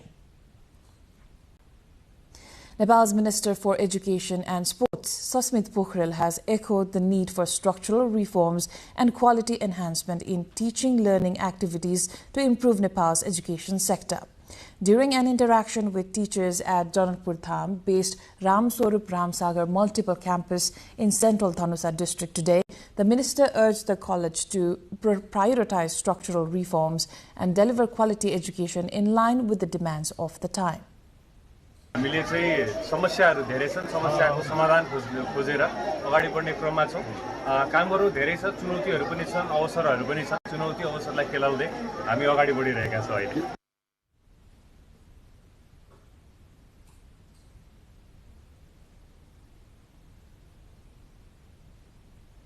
Nepal's Office of the Attorney General has unveiled its fourth five-year strategic plan with the aim of making prosecution more technology-friendly. Organizing a press conference in Kathmandu, the Office of the Attorney General released the plan with the goal of establishing itself as a professional institution capable of conducting evidence-based prosecution and providing effective legal defense. Attorney General Dr. Narayan Datta Kadel said the fourth strategic plan focuses on making prosecution technology-oriented, enhancing the capacity of government attorneys, and making concerned agencies more accountable. हामीले चाहिँ त्यो पीडितहरूलाई पर्याप्त मात्रामा परामर्श सहित सरकारी वकिलको चाहिँ अनिवार्य उपस्थिति हुने र साँची बकपत्रलाई प्रभावकारी बनाउने भनेर सुरुवात गरेका छौं. Now, doctors in Nepal's Birganj city have continued their protest against the assault on medical staff and vandalism at the emergency ward of Narayani Hospital following the death of a patient during the treatment. A meeting between the protesting doctors and the Parsa District Administration Office held this evening ended without any agreement, prompting doctors to warn of intensifying the protest. Following the failed talks, doctors also shut down emergency services. The administration, meanwhile, said efforts are continuing to resolve the issue through dialogue. Meanwhile, medical officer Dr. Pramod Ram, who was seriously injured in an attack at Narayani Hospital in Birganj, has been shifted to Kathmandu's National Trauma Center for further treatment.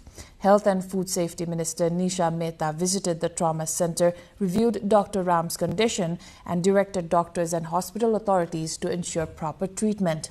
The Health Ministry has condemned the attack on doctors and vandalism at the hospital, stating that violence against health workers is unacceptable. It has urged local authorities to identify those involved and take legal action. Now, archaeological remains have been discovered during a preliminary excavation at Angedada in Kalinchok rural municipality of Dolakha in central Nepal.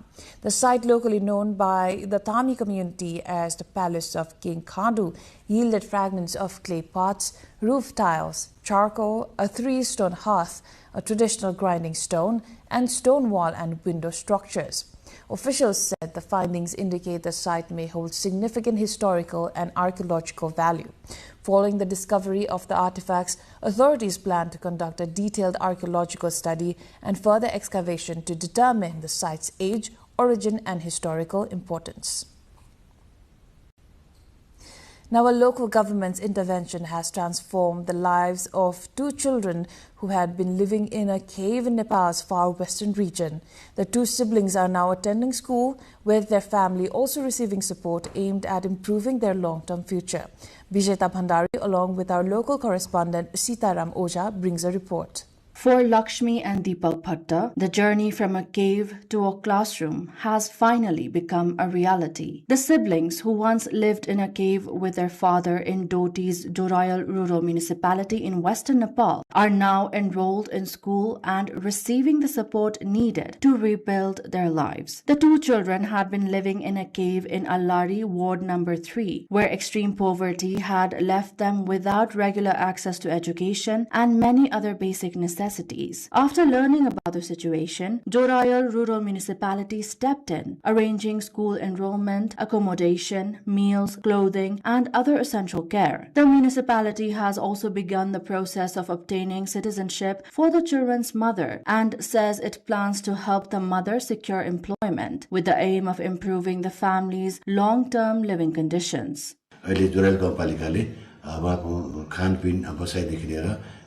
पढाइको लागि हामी रत्न आधारको विद्यालयमा व्यवस्थापन गरेका छौँ र अहिले उनीहरू खुसी छ मतलब पढ्न पाएको छ लेख्न पाएको छ सबै कुरा राम्रो छ उनीहरू ओराडमा थियो उनीहरू एकदमै जंगली अवस्थामा थियो मान्छे देखेपछि तिनीहरू भाग्ने अवस्थामा थियो भने Beginning this academic session, Lakshmi Bhatta has been admitted to grade 3 and her younger brother Deepak to grade 1 at Ratna Basic School in Ward number 3. School officials say the children have been provided with learning materials and are receiving the support needed to adjust to a classroom environment after years of hardship. यसै शैक्षिक सत्रदेखि यी 2टा बालबालिकाहरूलाई भनौँ न उहाँको चाहिँ अलिकति असहाय गरिब बालबालिका भनेर चाहिँ यो विद्यालयमा भर्ना गरिएको छ र यो विद्यालयबाट हामीले चाहिँ अब उपलब्ध गराउने पाठ्यपुस्तकहरू अनि ड्रेसहरू र चाहिँ अन्य सुविधाहरू चाहिँ हामीले चाहिँ प्रदान गरेर यहाँ चाहिँ पढाइराखेका छौँ. The rural municipality says its support extends beyond education. The initiative has given the 2 children, once deprived of a stable home and formal education, a chance to build a different future. Local officials hope that the effort will encourage similar support for other vulnerable children and families facing extreme hardship across the country.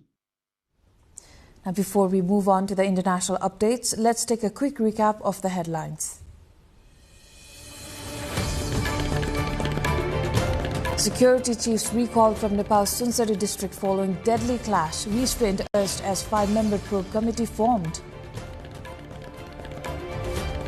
Nagdunga Sisnekola Tunnel Way officially inaugurated. Only essential vehicles allowed in initial trial phase. Agitating Dr. Govinda Kesi ends fast onto death protest. Also reaches 7-point agreement with Nepal government. Global oil price dives as US and Iran pause attacks. Iran says no current negotiations with US despite a halt. Death toll surpasses 100 as heavy monsoon rains continue in Pakistan. More rain forecast as flood crisis deepens. And Nepal chasing 212-run target in a must-win ICC Cricket World Cup League 2 encounter against Namibia.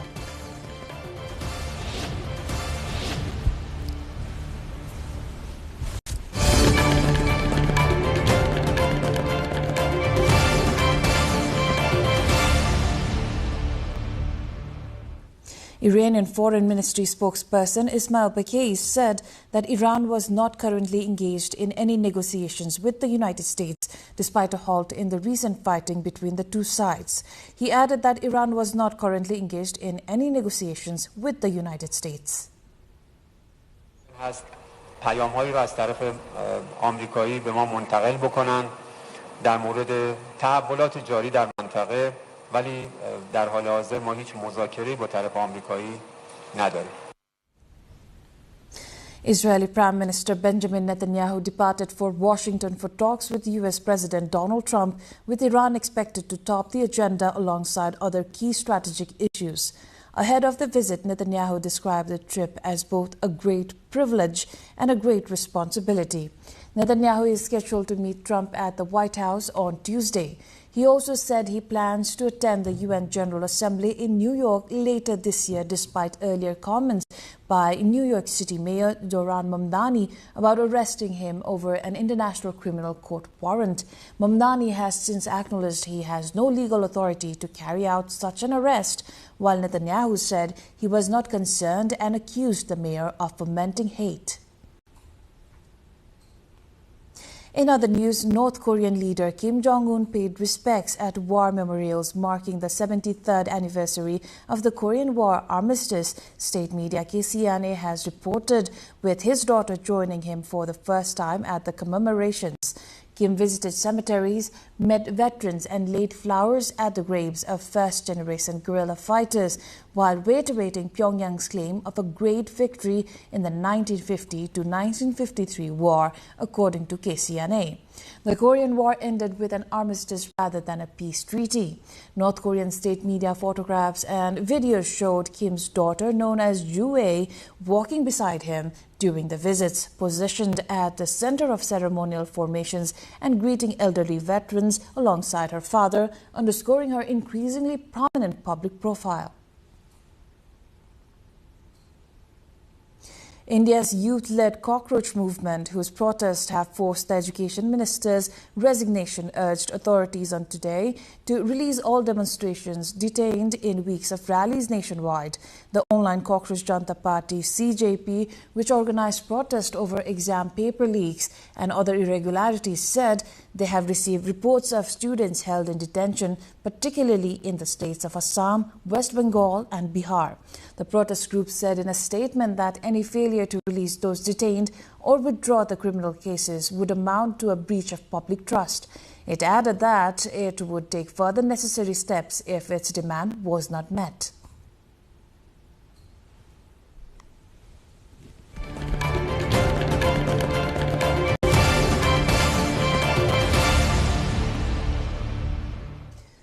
Business news lined up next. For now, a short breather.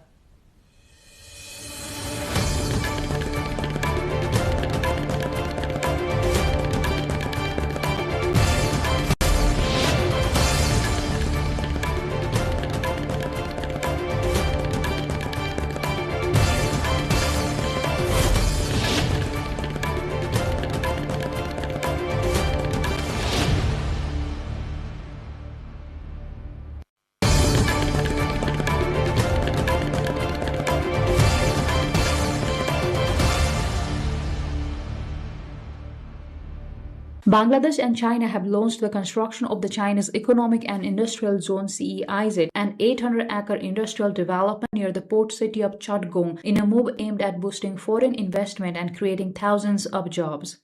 Officials from both countries inaugurated the project, which was first agreed upon more than a decade ago, but faced delays before moving forward. The industrial zone is expected to attract Chinese and other foreign companies, strengthen Bangladesh's manufacturing sector, and support economic growth. The development is part of broader efforts to expand industrial capacity and improve investment opportunities in Bangladesh.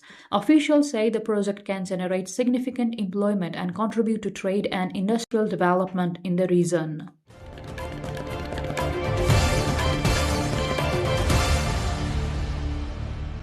French insurers will cover temporary accommodation costs for people displaced by wildfires in the Gironde, Lens and Var regions, Economy Minister Roland Lescure said.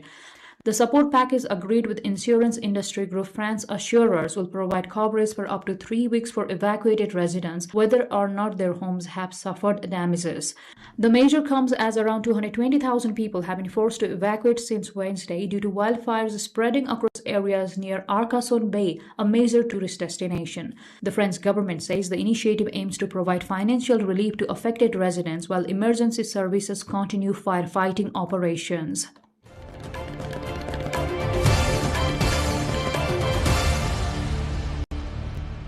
Shares in China's biggest memory chip maker have soared by nearly 470% as they made their debut on the Shanghai Stock Exchange's tech-heavy star market. The shares has pushed Changxin Memory Technologies CXMT stock market valuation to $487 billion, making it the most valuable listed company in mainland China. The spectacular debut comes despite a sharp sell-off in technology stocks around the world this month. CXMT manufactures dynamic random access memory chips that power AI data centers, mobile phones, PCs, tablets, and other devices.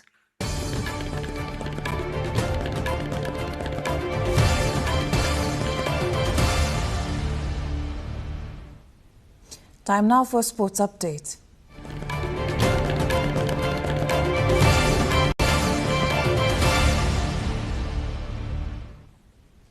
Nepal has been defeated by Uzbekistan in the Central Asian Volleyball Association Men's Volleyball Championship. Nepal was defeated by Uzbekistan in straight sets of 3-0 in a match held today in Islamabad, Pakistan. Nepal lost the first set 26-24, the second 25-20 and the third 25-22. With this, Nepal has lost all its matches in the league stage. Previously, Nepal had been defeated by Pakistan, Bangladesh, Sri Lanka and Kazakhstan. Now, the Pokhara Avengers has signed Bangladeshi cricketer Shakib Al Hasan to their squad for the third season of the Nepal Premier League (NPL). Considered one of the all-time great all-rounders in world cricket, Shakib has a long-standing track record of exceptional performances in international cricket. The 40-year-old Shakib Al Hasan is an experienced player who has represented over 30 franchise teams worldwide. The former Bangladesh captain has scored 2,551 runs and taken 149 wickets in 129 T20 internationals.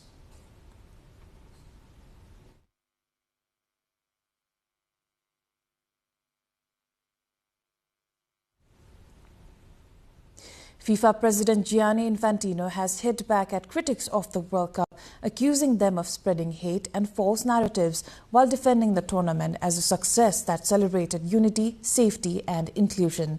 In an open letter published on Monday, Infantino, aged 56, said detractors had overlooked the joy and togetherness experienced by millions of fans around the world who witnessed the tournament won by Spain and staged across the United States, Canada and Mexico. FIFA faced criticism over a number of issues during the tournament, including debate over US visa restrictions affecting supporters and officials from several countries and concerns involving teams from conflict-hit regions. Infantino's letter also followed scrutiny of FIFA's handling of the Folarin Balogun disciplinary case, a decision to suspend the automatic one-match ban imposed on him after his red card against Bosnia and Herzegovina following the intervention of US President Donald Trump.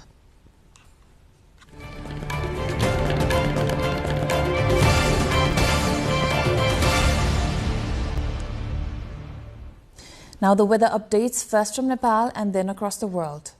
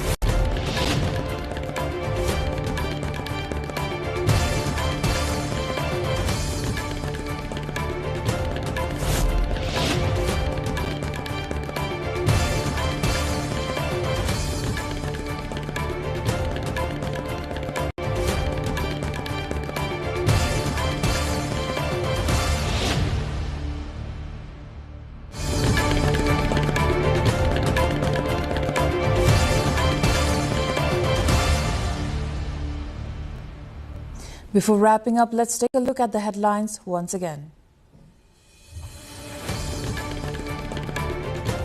Security chiefs recalled from Nepal's Sunsari district following deadly clash. Restraint urged as 5-member probe committee formed. Nagdunga Sisne Khola Tunnel Way officially inaugurated. Only essential vehicles allowed in initial trial phase. Agitating Dr. Govinda Kesi ends fast unto death protest. Also reaches 7-point agreement with Nepal government. Global oil price drives as US and Iran pause attacks. Iran says no current negotiations with US despite a halt. Death toll surpasses 100 as heavy monsoon rains continue in Pakistan. More rain forecast as flood crisis deepens.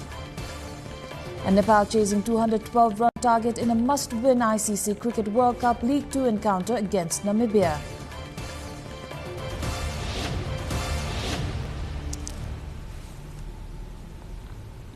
That is all for the moment. Do join us through our social media and visit us at www.nepaltelevision.com. I am Ipulagi Singh Lama. Thank you for watching. Good night.